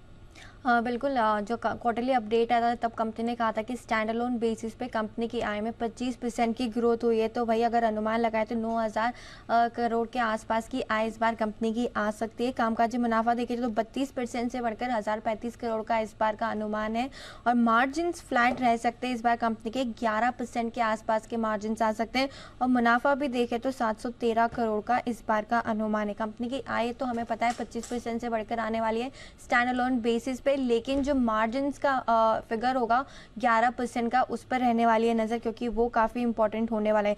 जो बेस है कंपनी का वो काफ़ी वीक है और जो जिस हिसाब से गोल्ड के प्राइसेस बढ़े और वेडिंग सीजन काफ़ी स्ट्रॉन्ग था इस क्वार्टर में, उसका एक बेनिफिट कंपनी को मिलता हुआ नजर आएगा। साथ ही साथ इस बार ज्वेलरी के जो मार्जिन से अनुमान है कि 12.5% के मार्जिन आ सकते हैं। पिछले साल कंपनी ने करीबन 11.8% के मार्जिन किए थे।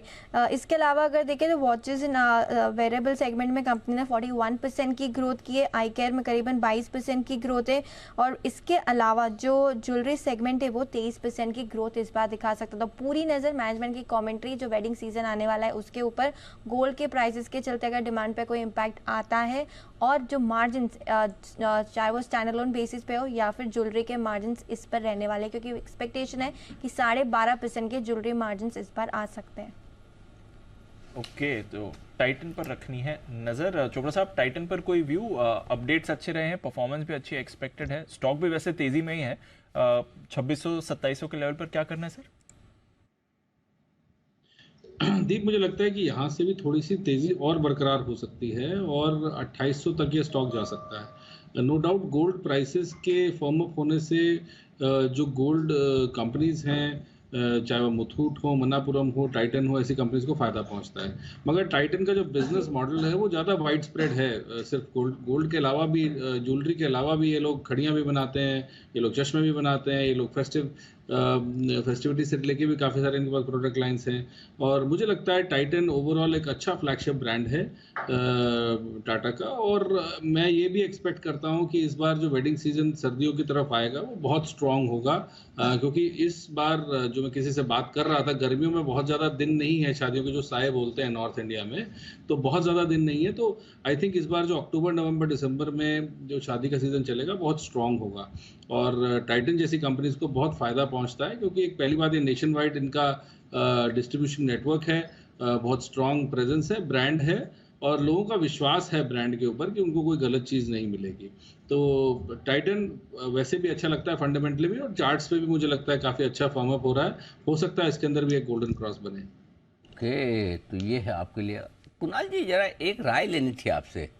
ये जो चोपड़ा साहब कह रहे हैं कि नॉर्थ में इस बार क्या बताया, कौन से महीने में, अक्टूबर, नवंबर, दिसंबर होता है, हाँ, सर्दियों में, ये सर्दियों के में सीजन में शादियों का सीजन बहुत ही तगड़ा आने वाला है, बहुत ज़्यादा शादियाँ होंगी, ऐतिहासिक शादियाँ होंगी। तो जरा ये बताइए कि ये सिर्फ क्या नॉर्थ में या मुंबई वालों पर भी इसका कोई असर पड़ेगा? अनिल देखिए, मुंबई में कुछ एक लोग हैं अनिल जी जो संकल्प करके बैठे हैं कि किसी को पार्टी देंगे नहीं जी, और पार्टी का खर्चा बचाने के लिए अनिल जी अभी तक अनिल जी शोज ही कर रहे हैं, सवेरे और दोपहर में भी। तो अनिल जी थोड़ा दबाव आप बनाए तो हमें भी मुंबई आने का मौका मिल जाए। जी चोपड़ा साहब, ये सर्दी वाला शादी का सीजन जो आपने नॉर्थ इंडिया में फैलाया है, मुंबई तक कब फैलेगा? मैंने एक बात बोली है जी अनिल जी कि हमारे नॉर्थ इंडिया में इन दिनों को साए बोलते हैं। तो मैं किसी से बातचीत कर रहा था, मुझे नहीं मालूम था जी जी, तो उन्होंने बताया कि अप्रैल में 1 ही तारीख थी जहां पर शादियां हुई, 22 तारीख थी, और मई में भी कुछ दिन कम हैं, और जून में। उसके बाद जो शादियां हैं प्राइमरली सर्दियों में होती हैं। तो मुंबई तक भी फैलेगा और निश्चित रूप से इसका असर भी आएगा लोगों पर। और मेरी सर ये कामना है, मनोकामना है कि इस बार असर पड़े और हम भी शामिल हों सर अच्छी शादियों में। अच्छी बुरी छोड़ो, हो तो सही शामिल होने के लिए। चलिए, तो तैयारी रखें जिन जिन लोगों को भाई कि इस बार बहुत मुहूर्त ज़्यादा आ रहे हैं। साए मतलब वो मुहूर्त जो आता है उसको बोलते हैं। अच्छा, तो इस बार सर्दियों में बहुत मुहूर्त आने की संभावना है। और चैनल चेक करने के बाद ही आपको चोपड़ा साहब ने बताया, राइट फ्रॉम द ग्राउंड पूछने के बाद। आइए 3-20 की स्ट्रेटजी लेते हैं जी की स्ट्रेटजी।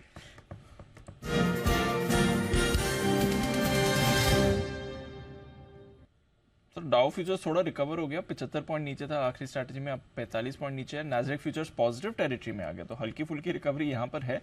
यूरोप ठीक ठाक ट्रेड कर रहा है, कच्चे तेल ठीक है, थोड़ा रुपया आज कमजोर हुआ है, बट कोई ऐसी परेशानी नहीं है। बताएं सर क्या करना है?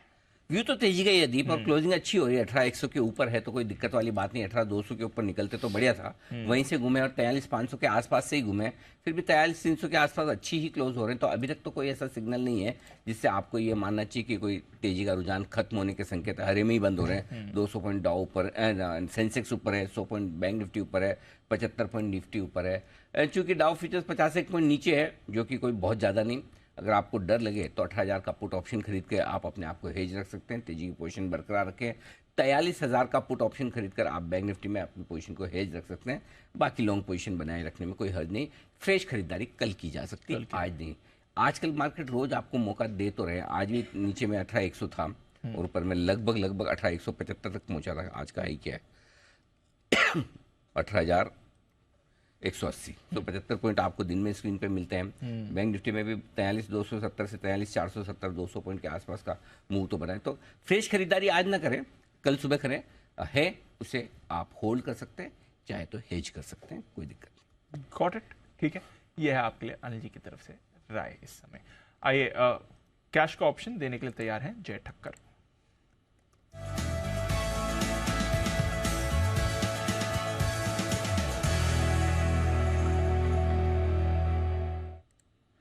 स्वागत है जय, गुड आफ्टरनून। सुबह जो 18,200 का कॉल खरीदवाया था, अगर उस पर अपडेट है तो वो भी दें, और फिर इस समय क्या करना है ये भी बताएं।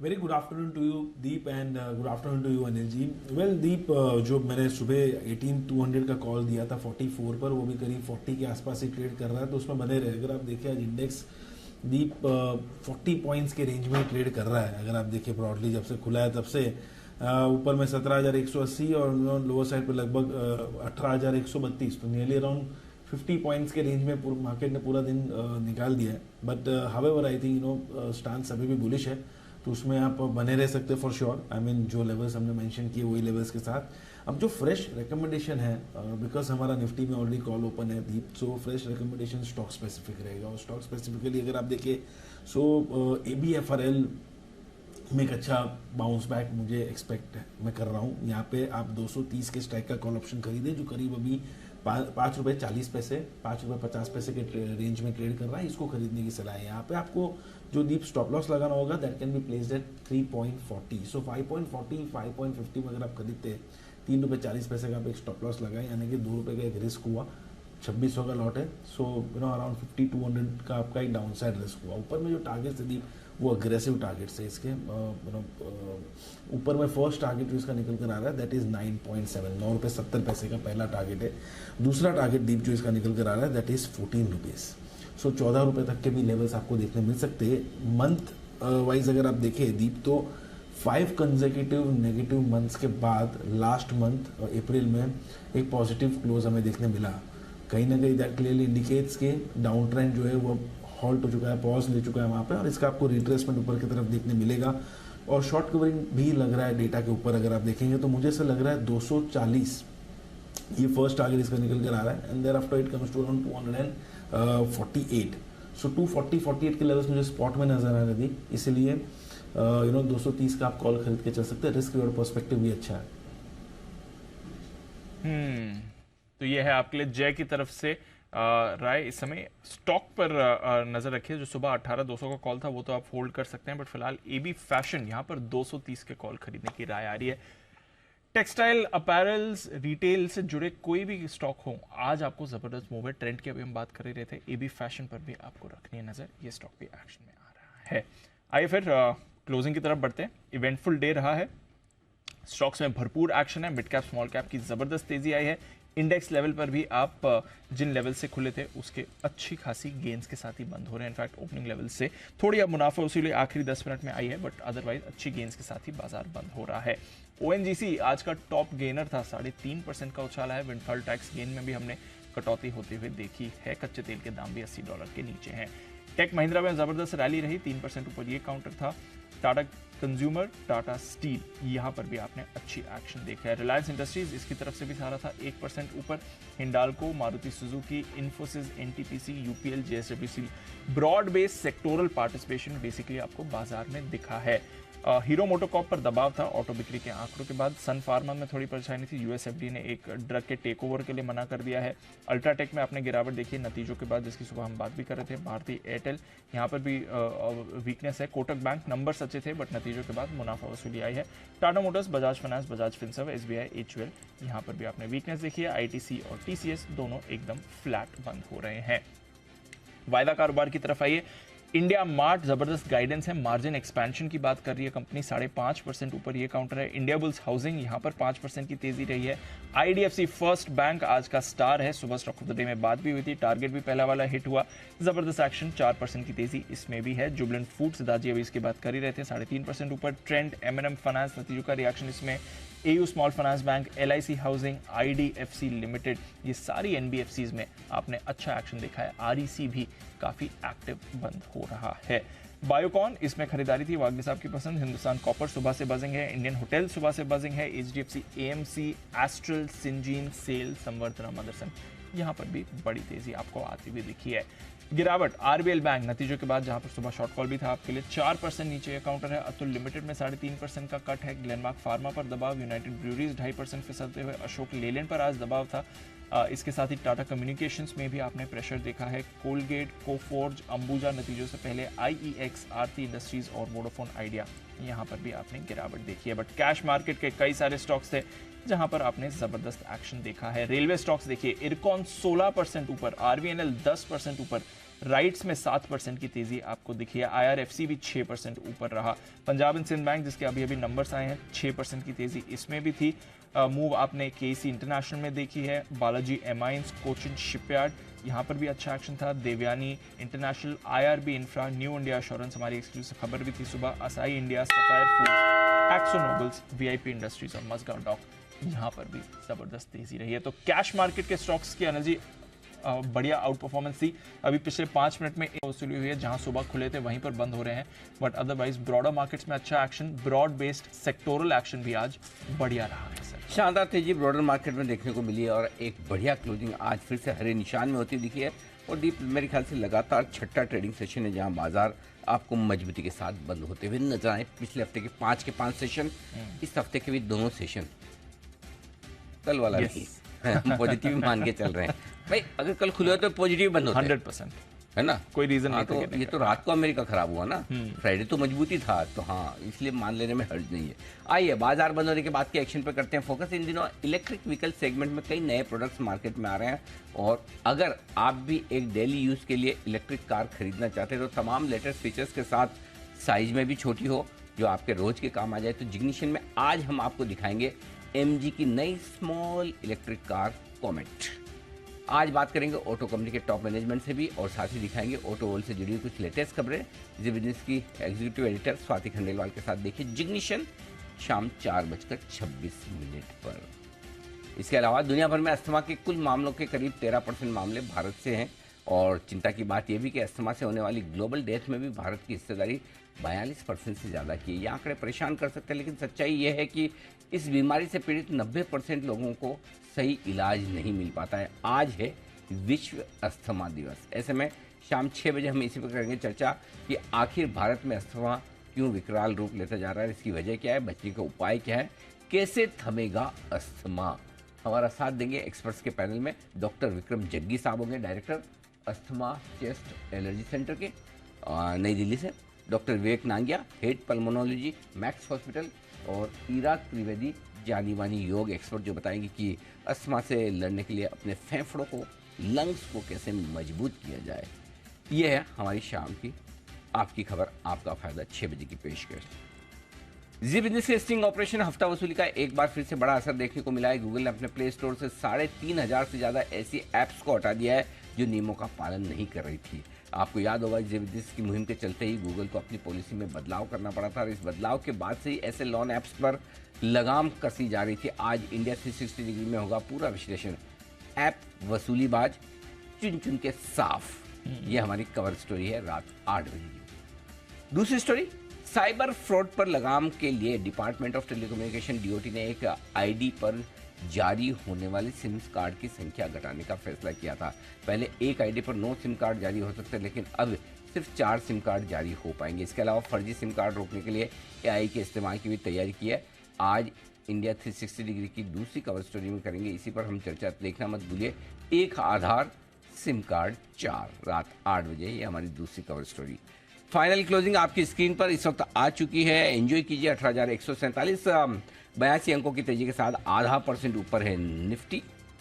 बैंक निफ्टी 118 पॉइंट ऊपर 43,352, 1/4% ऊपर, और 61,354, 242 पॉइंट ऊपर 0.5% की तेजी के साथ सेंसेक्स आपके लिए ये है आज के क्लोजिंग के लेवल्स। विदा लेने का वक्त। कुणाल जी, राकेश जी, वागले साहब, सुमित जी का बहुत बहुत धन्यवाद। हिमांशु जी, चोपड़ा साहब और जय ठक्कर साहब का भी शुक्रिया आज हमारा साथ देने के लिए। कल सुबह आप सबसे होगी मुलाकात। मुझे और दीप को इजाज़त दीजिए।